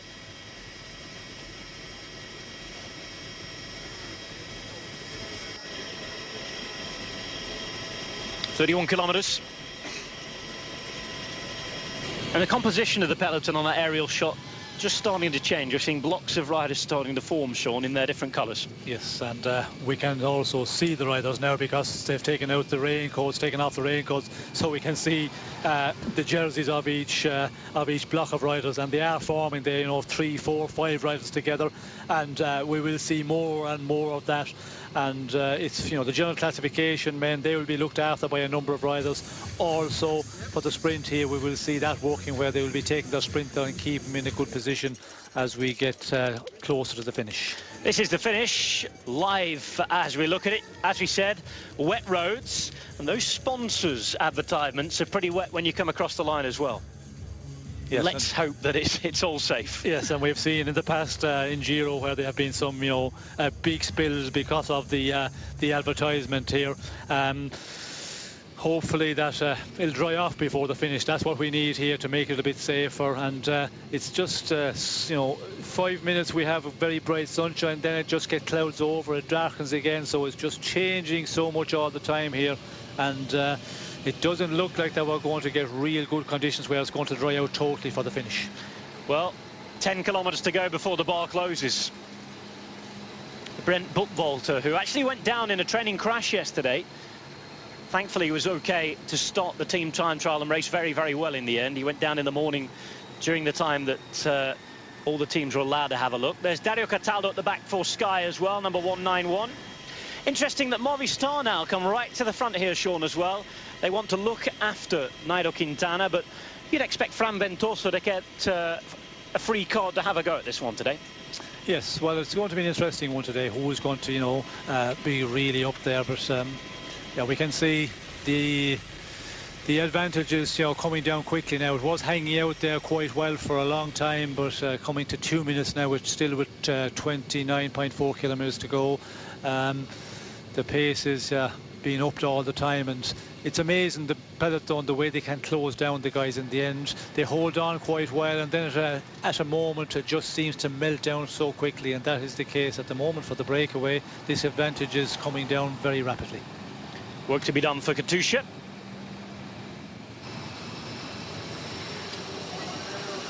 Skyrider at the back, going back to the car as well. Bernie.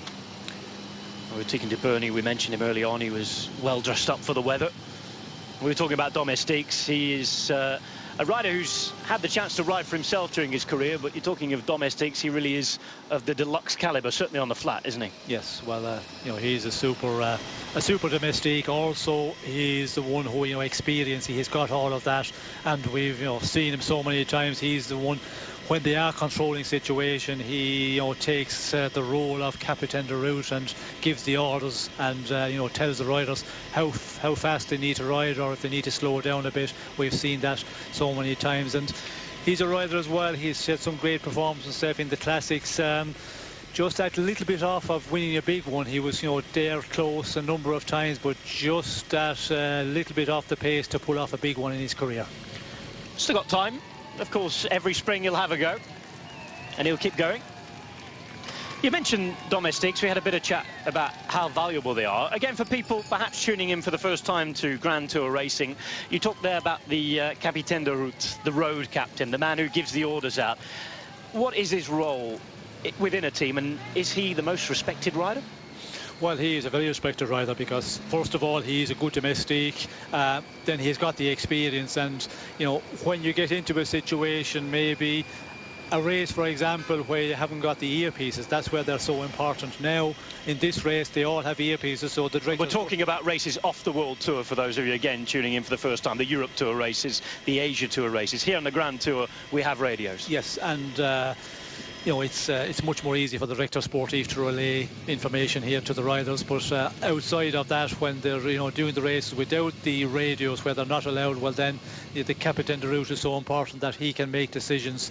And also, I think the captain de route with the director sportif, you know, he's always in contact, and he also has an input as well, you know, how much we should ride. I think, you know, they have a lot of communication between them, and, you know, how to control a brake, how much you can lead them to take, and at what point you want to start riding a bit faster. That's all done, I think, with the captain de route and director sportif. And again, I think if you're not in the team setup, within the team itself and used to how it's working, it's hard to pick who's the best, because you don't really know exactly who's doing the job all the time.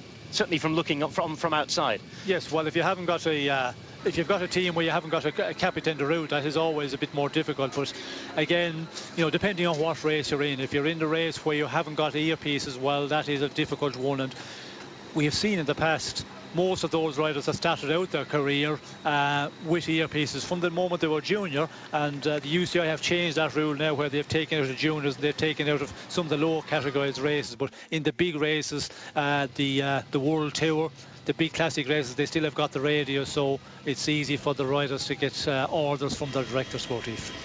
And again, of course, the reason that they have been kept, the main reason, the official reason, is safety. Now we have a problem, and that is for Bozic, a late call up to the Giro d'Italia. He's been called in for a couple of those riders who didn't have, of course, it is Enrico Gasparotto, pardon me, I thought it was a 6 and not a 5. Bozic riding with 6.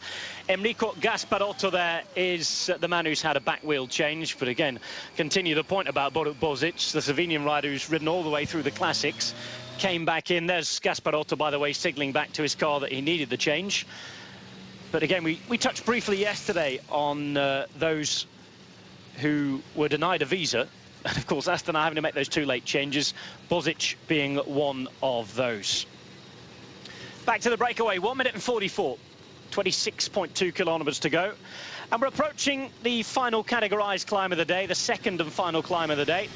Comes within 2.5 kilometres. Road goes up to just 78 metres above sea level, 4th category climb. And we await those final dishing out of points, and of course, the blue jersey for the first time.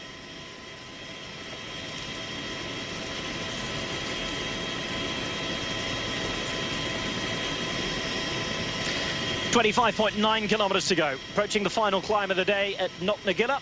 Just after that, in Carrickfergus, we're going to have the only intermediate sprint of the day as well. It'd be interesting to see if you think that following the climb, the peloton are going to take that to try and get intermediate sprint points for the riders out there, or they're just going to think about the stage win now. I think peloton are not really pushing for the intermediate sprint here, because if they were, they would be pushing on a bit earlier. The advantage at the moment, 141 to the break, to the 4-man breakaway as we come first of all to the GPM point. But I think we will also see our 4 leaders going on and contesting the intermediate sprint of the day, and also the time bonifications. Here we go, and the attacks are coming early again, very, very early indeed. Lotto rider, it's Sander Armé up the front in the red. He was the only rider with no points on the last climb, by the way. Martin Chilling in second place in the green there. We're going to be told how far exactly they are to the top of this climb.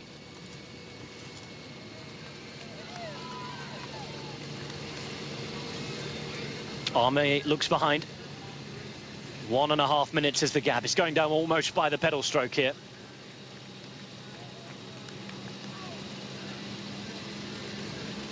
Chillingy the man to focus on. looks behind. He wants that jersey today, they all do. As does the Colombian rider. Remember, he was second on that first climb. Still a chance for Fede as well, who took 1 point. He's right at the back in the luminous yellow there. Arme out on the right-hand side, looks round. It's almost like the finish to a stage. There's the cat and mouse. Not a huge gradient here. It's basically just an uphill drag just to give points out and get somebody in the jersey for the sponsors. Yes, it's just a very, very gradual drag. We had this actually in the Sport Eve event last Sunday, so those guys will have no problem here. The peloton will not even feel it, but it is a bit of a cat and mouse here. They're all waiting, and Chillingy, I think he's going to be the strongest one. I think in a sprint, which is, you know, not really anything to bother those guys, the gradient, and Chillingy should be able to take it. Fede on the right-hand side. The man boxed in at the minute is the rider from Colombia. Sander Arme, in the meantime, looks to pedal on through. He was out of it at the last one. Here we go. The pace picks up as we get close to the top here at Knocknaguilla. It's Martin Chillingy that goes across the road, darting away in its green for the Belkin team. You can see the gate right at the top there. Fede is chasing him. Colombian rider Romero is out of it, and it will be Chillingy, whatever happens here, who will take the blue jersey. In the end, he'll take maximum points, so 6 for him today. A very good day for Belkin so far, and they will take the first blue jersey of this Giro d'Italia. Impressive. Chillingy, I think we could see that in the earlier sprint as well. He seemed to be the strongest one. Again, you know, taking it up from the front here. Nobody really able to contest against him at all, winning with what, 3-4 bike lengths. There he goes, Chillingy off in the green. Chasing him was Andrea Fede, young 23-year-old rider. No contest really. Fede taking 2 points, so he has 3. Romero behind on 2. Chillingy taking the maximum points, 6, winning both climbs today. This is how it stands then. Second King of the Mountains taken by Chillingy. Those 3 points we talked about. Fede in second, and Sander Arme for Lotto Belisol with 1 point in third place. The group, the peloton, are chasing, and that gap is going very, very quickly now. 1 minute and 13 seconds. Is there a danger here behind after there's a pat on the back for everybody that there's a sense of a job done for the breakaway and things come back together very quickly? Well, I think we did see they were, you know, playing cat and mouse on the climb for quite a while, so the advantage has come down a lot, but they will probably get organised here again, start working and try and go all the way to the intermediate sprint before they're pulled back by the peloton.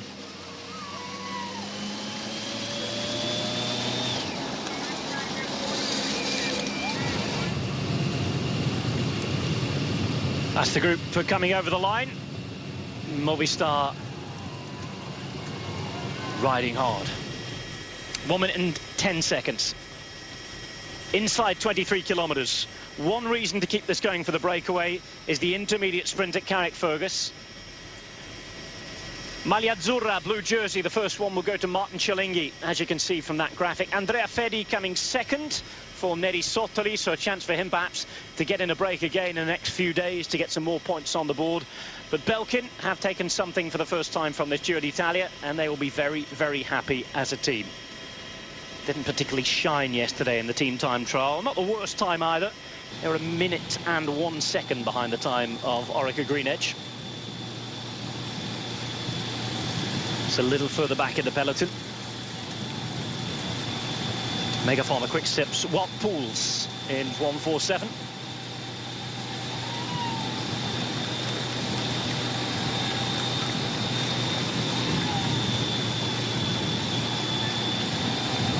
Philip Dijkman there at the back as well.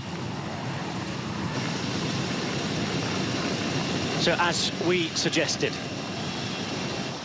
it's all about the GC men as well as the sprinters. It's going to be very, very chaotic there. And the way Grand Tours are ridden now, with keeping these GC guys safe at the front of the long trains, does that mess things up and interfere with the plans for the sprinters at the end of a stage, Sean? Yes, it certainly does, and we've heard that from, you know, some of the teams, the sprinters teams, not too happy in the first days of the big tours, because the general classification men with their domestics are, you know, up around the front, and they're in there in that top 25-30 positions, and We have heard that the sprinters and the sprinters teams do not like that. They, feel that they're hindering the progress of the train of the sprinter, and but they all have the interest, and everybody is a little bit concerned about the crashes, so they all want to be in the front, and that equals that you have the sprinters and the general classification men want to be there in the top 30 places of the peloton.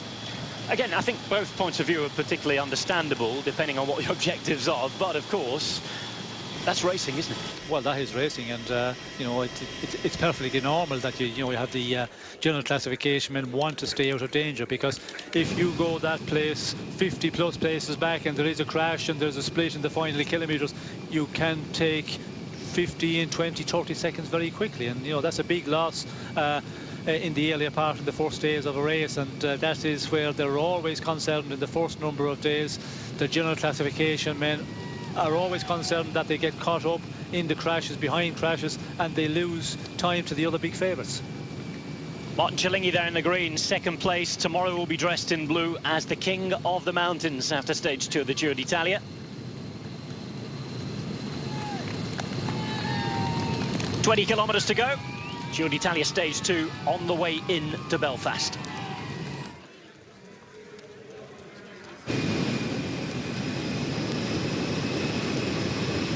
One minute and 17, the gap going up very slightly again. I'm not sure it's going to go up too much more.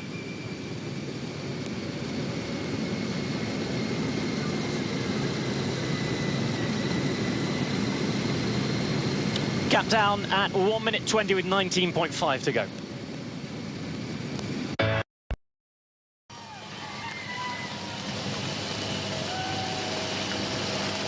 You're watching Giro d'Italia stage 2 here on Eurosport. Intermediate sprint is coming up. Andrea Ferri desperately wants something from this race, as does Sander Armé, into the final 50 metres. And Andrea Ferri will take the points for the Maglia Rossa, the red jersey.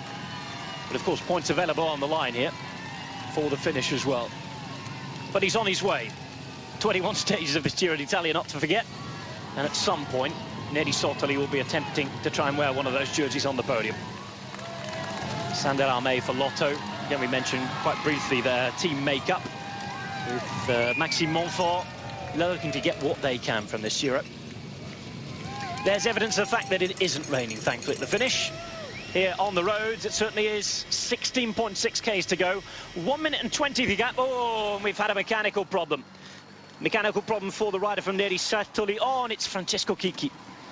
How important is that, Sean, at this stage with 16.5 Ks to go? The team's main sprinter is going to be a bit of an effort to try and get back on tired legs. Yes, it is going to be a big effort to get back on, and with this, with the conditions as well, it's not easy as you get in the cars. You cannot ride as close to the cars as you would in the dry conditions, and then you have to get up through the peloton, of course. And almost 200 riders here. I think this is going to wipe any chances that Chicchi was going to do something this stage. I don't think he will recover from this one. Francesco Chicchi, the sprinter in Neri Sottoli, heading through Carrickfergus. 12th century Norman castle there.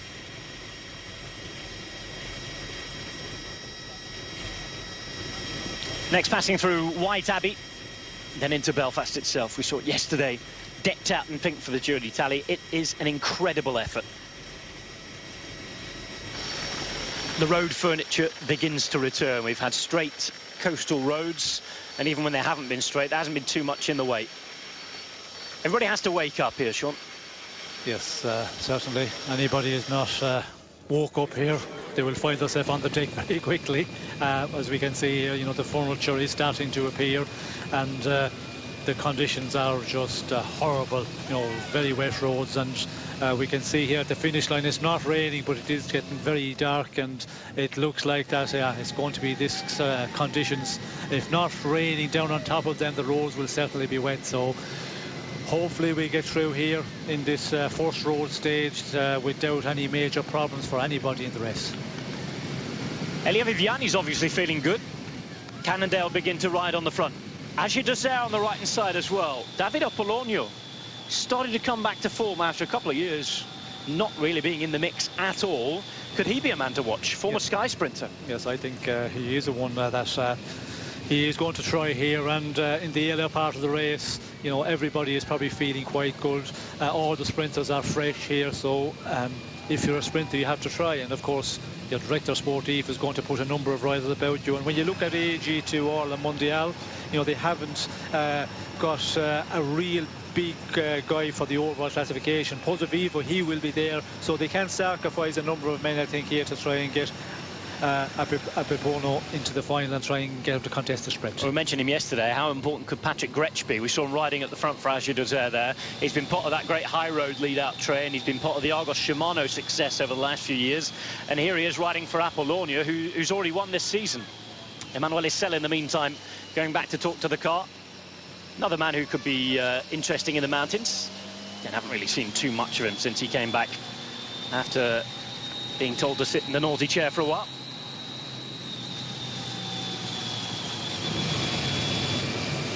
Clean the glasses, get ready. There's Patrick Gretsch on the right-hand side, by the way, in the white and brown jersey, the German rider. And just to finish that point, he could be a very important man for Apollonia. Very important. He's the one who can, you know, guide him into the final kilometres. And, you know, from here, 13.9 kilometres to go. To have a guy like that can keep your sprinter in a good position, and if he's really good, he could, you know, maybe take him a long ways to the end of this stage. If not, well, then you have to try and follow the other sprint trains and just walk off that. Bling Matthews is ready. Peter Veining alongside him. And Elia Viviani in the lime green of Cannondale, the Italian sprinter, a little further behind. We're about to see Jussi Vaikkonen on the left-hand side. He's got the big white jersey with the blue cross on. He's the Finnish champion. And we talked about Nasser Bouhanni before. Vaikkonen is going to ride on the front to keep the pace and tempo high. But the men to watch at the end are Sebastian Chavanel and Murilo Fischer, who's had so much experience in the Garmin team. And each and every important man, we talked about the road captains and the important men who will tell you where to be at the right moment. This is where they come to the fore. Yes, well, from here on, it's so important, and experience is of real importance here, because there is a time where you have to push on a bit, but then there could be a moment where you can just draft off the other teams, but you have to be careful not to get crowded out, and that is a difficult one. The wet conditions as well. If you find yourself crowded out, then to get up to the front again, it takes a big effort, and that's where the experience is very important. Martin Cialinghi there. Time for a drink for Sander Armé before he discards the bidon. 1 minute and 8 seconds. Still the roads awash with pink. Emanuele Sella, in the meantime, back towards the back of the bunch. Colombian rider there is Chalapud. Robinson Chalapud, just with his number showing, you get the feeling that he's one that's not going to remove his jacket on the way in. He's all ready for the run-in. 1 minute and 6 seconds. Really good fight by these guys out front. Yes, we can see Cialinghi there is pushing on, and they're all contributing quite well. The four, you know, working strong together, and we can see that the peloton is going to have to, you know, really up the pace in the final 10 kilometres to close down this. It's just over a minute advantage for the breakaway. Yet more spectacular coastline before they'll dart inside to Belfast. Capital of the region, and a region that's put on a really good show over the couple of opening days of the Giro d'Italia. Tomorrow we move south, symbolic border crossing before Dublin has its turn to host the Giro d'Italia. At the minute, though, there's plenty to play for on stage 2. The gap for the first time today since the break went in the early parts of the stage has gone below a minute, and we have several times now riding on the front. Yes, we can see here Cannondale, you know, starting to take control in the front of the group, and it's probably the conditions are forcing teams to go to the front that bit earlier just to stay out of danger. And normally, you know, you could sit back a bit and just follow the pace being made by the team of the race leader. But we can see Cannondale are just taking it up, and I reckon we could see Basso there is very close to the front as well. Basso will not like those conditions, you know, the wet conditions. He certainly will not, and the team are doing the job best possible. Stay very close to the front in the top 5 or 7 riders, and try and keep them out of danger. Basso wants to be kept safe. These are our 4 breakaway men, just in case this does come to an end very soon. They are Cialinghi, Alme, Romero and Fedi. Hats off to them. It's been a brilliant ride today.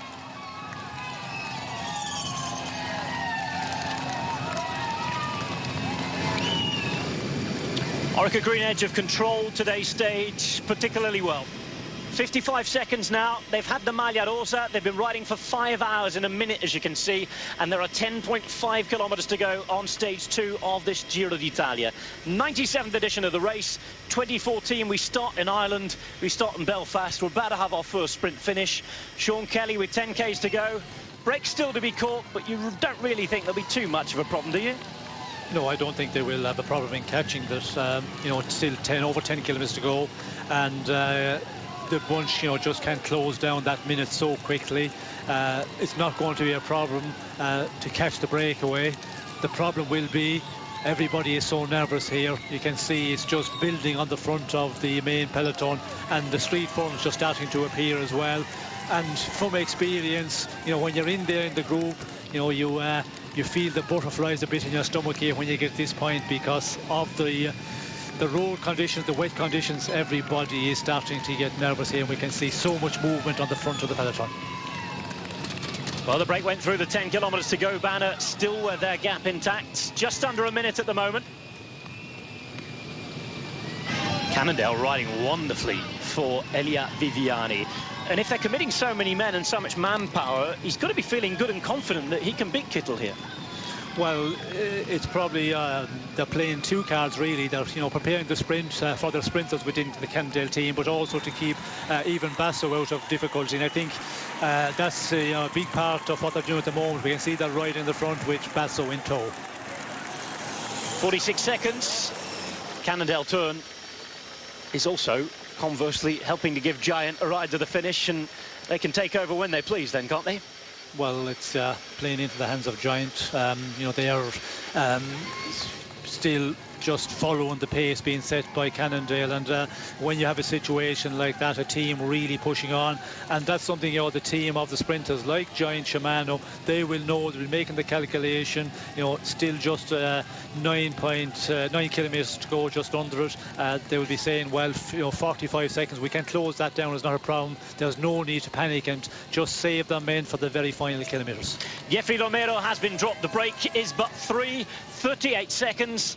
Arme on the left-hand side, Fedi coming through in the yellow, and behind him Martin Cialinghi, who will be the king of the mountains at the end of the day. A pink roundabout as we're on our way into Belfast. Just over half a minute is the gap.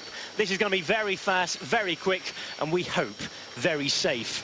There's a lot of potential for sprinters, riders, just about anybody to end up on the floor. The road here is a little drier than the one on the finish line at the minute, which looks quite slippy. I'm nervously looking out the window of the commentary box again. Those advertisements have raindrops on them. They're about 25 metres of the line to go before they start, so most of the sprinting will be done, and certainly well in full flow by that point. Just hope that everybody stays upright. Here we go with Cialinghi giving an attack. He's obviously feeling really strong today. Yes, he is feeling strong, and you know, we've seen Cialinghi in the breakaways of past. He is, you know, real powerful in the end, and he is the strongest one in the GPM classification. He was, you know, the best, the fastest one, but also the strongest one. And here, you know, he's really dishing it out to the other guys and going to ride off alone. And unfortunately for him, 28 seconds still with 7.6 kilometres to go. If he had, you know, a much bigger advantage, a minute and a half at this point, well then Cialinghi, you know, would be the one who could go all the way. Oh, and a flat tyre. Puncture right at the back for the Belkin rider Jos van Emden. He needs a new back wheel. He'll ride on as much as he can until the team car comes, but I'm afraid he's going to lose time on the GC today. Yes, and I don't think he's panicking. We can see that he's just rolling along, waiting for the car to come up, and there's certainly no urgency about, you know, getting the quick wheel change. He's just going to make the wheel change and float in, and as you said, he's going to lose a bit of time here on the main peloton. Martin Cialinghi's last win came on stage 2 of the World Ports Classic last year. Also won stage the Tour of Qinghai Lake, Tour of Belgium as well, and the Tour du Faso all the way back in 2001, his first pro win, but he's never won a stage on a Grand Tour. A couple of top 10s. This, by the way, his 3rd Giro d'Italia. Cannondale still with plenty of bodies in there. Almost the entire complement of 9 riders. Cialinghi 31 seconds, as you can see behind. I think the other two who are in the break are ready to be swallowed up. 10 pro victories, as you can see, we're just talking about then. Pro since 2005. Martin Cilingi now 37 years of age. 6.1 to go. Still Cannondale in control. Looking down for those jerseys of Giant Shimano. Megaphone, the quick step, still well positioned. Sky and Ben Swift. Oh, it's a tiring job out there. Grits his teeth, gets on with it. Don't look behind. Don't waste any time, Martin. Cannondale going great guns. 26 seconds. A few gaps starting to appear at the back. The interesting thing as well with the team time trial, Sean, is you get general classification gaps straight away. So there's already guys who lost a minute or two yesterday. Yes, well, I think the guys who lost yesterday was maybe a little bit of unluck really, you know, and at the moment here in the bunch we can see it is really being pushed on, and it's Cilingi is really putting up a big performance here. Still 23 seconds, considering the way Cannondale are riding. They have been for the last, you know, almost 10 kilometers, really pushing on, and this advantage is holding up quite well. Is there a moment here where Française des Jeux and Giant have to get involved, Sean, or is it still very much let's leave it to Cannondale? Well, I think you know, they've made the calculation that they should be able to pull back, but Cilingi is proving to be a bit more difficult, but they're just leaving Cannondale do it all for the moment.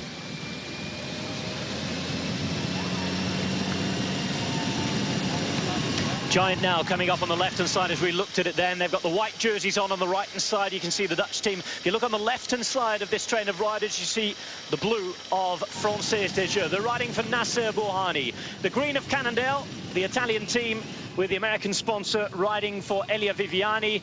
This is Martin Cilingi riding for himself and riding fantastically today. He's not going to do it in the end. His gap is being eaten up, but it has been a wonderful performance.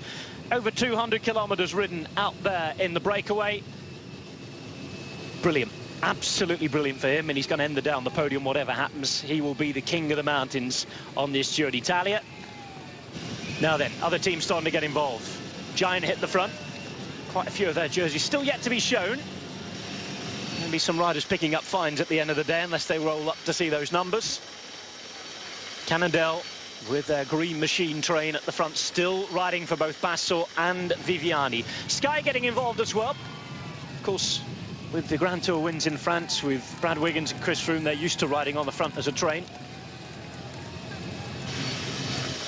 And riders being distanced, those who aren't involved for the sprint, being thrown out the back. Not too many glimpses of any Garmin jerseys, as you'd expect after yesterday, but you'd certainly hope for Garmin and for Tyler Farrer that he's in there to surf the wheels and be ready. Who else should we single out? Kittel, the big favourite here. Bouhanni is the rider for Française des Jeux, the Frenchman, riding in the green, about to catch the breakaway man Martin Cilingi. Or Cannondale for Elia Viviani. We've seen Pataki, Matthews, Swift, Nizzolo, Van Poppel, De Haas, Ferrari, Farrer. The break is over, and that is a very, very good ride from Martin Cilingi. Problems, very big problems for Carlos Quintero of Colombia.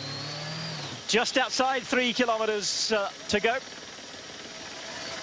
And the sprint is going to be used, and used up well. Trek Factory Racing, we talked about Nizzolo, we talked about Boy Van Poppel. They have options. They've come here to try and get a good result with Julian Arredondo, but today they are riding for a sprint, and they have their train right on the front. Still, though, all playing into the hands of Giant Shimano, who are behind, not doing too much work, and they have Marcel Kittel sitting and waiting. Yes, they have him sitting and waiting, but for a team like Trek Factory Racing, you know, it's a good thing to do, to get on the front here. 2.7 kilometers to go. You know, the conditions are pushing, I think, teams to take it up a bit earlier. The wet roads, stay out of danger, as we can see. It's Trek who are still in control, as we see Sky starting to appear, and a lot of other teams getting into the mix. Bernie Eisel looking behind, talking to Ben Swift, trying to get him into the right position for the grand finale here. 2.4 kilometers to go. Simon Geschke hits the front for Giant Shimano. Marcel Kittel is brilliantly positioned at the minute. Cannondale, wait, wait, and wait. Through the streets of Belfast. 2.2 k's to go. Peloton really spaced out. Not seeing too many jerseys from Française des Jeux here. Couple of blue jerseys to the left, a couple to the right. Don't look very organised, Sean. No, not organised, and we can see here it's difficult to get organised. We've seen quite a lot of, you know, islands in the middle of the road there. Again, another one here, so difficult for a team to get to the front here. And Trek is the one who was, you know, taking control. But we can see Giant Shimano seem to have a number of riders, but they seem to be looking around for Kittel. He's not exactly in the wheel of his three teammates at the moment.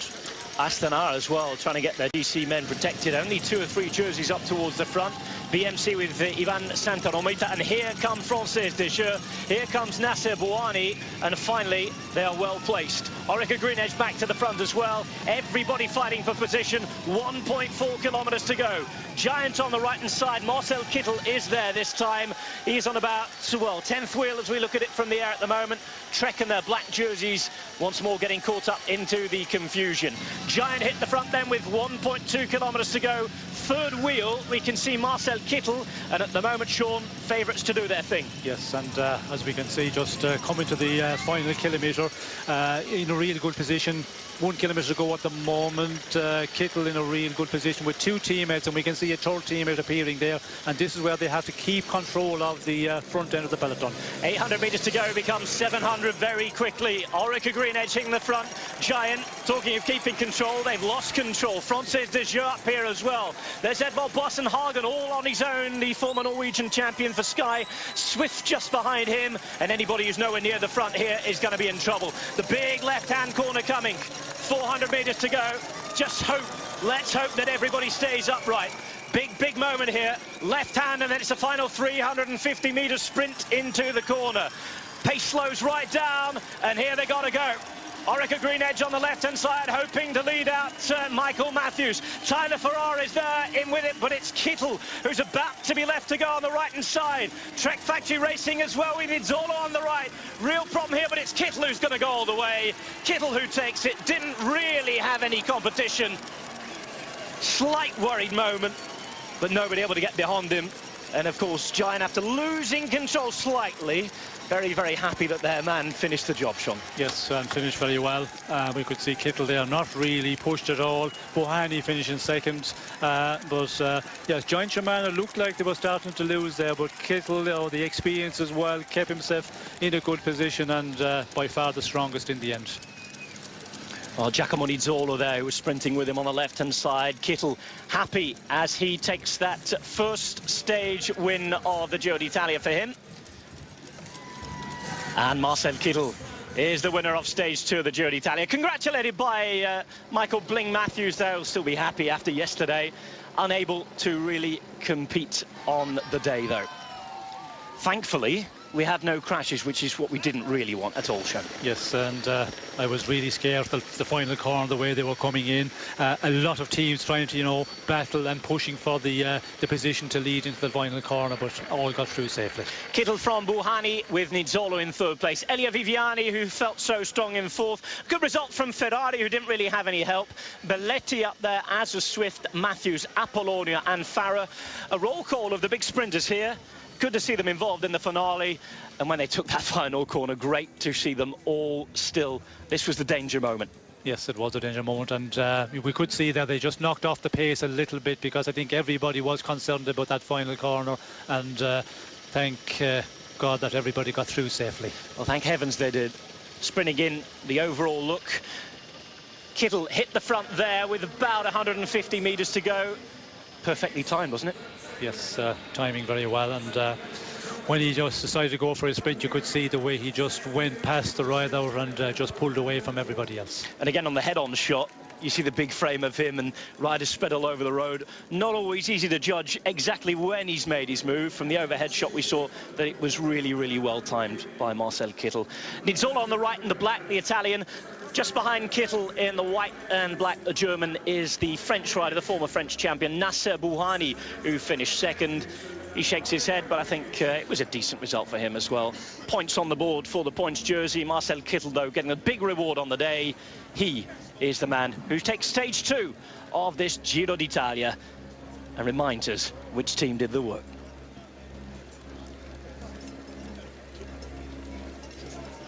There's the finish.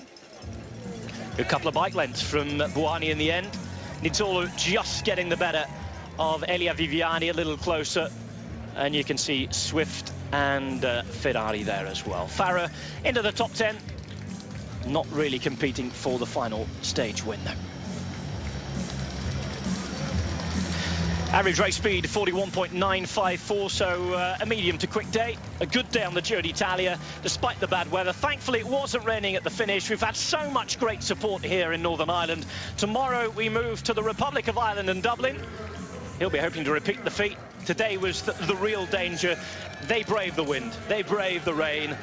They did it, and thankfully, after yesterday's problems, we had no more real bad accidents or anything like that. Kittel took the win. And it's time to go off and celebrate. Well, they've been the best in the business over the last 18 months or so, have Giant Shimano. Then under the name of Argos, now under the name of Giant. And Sean, a final word from you on today's stage. Yes, it looks as though they were maybe losing it a little, but they controlled the day pretty well with Orica Green Edge today. Yes, I think controlled very well. You know, did enough for Kittel to get him into a position there for the final run in. Everybody will be happy that they all got through without any major problems considering the weather conditions.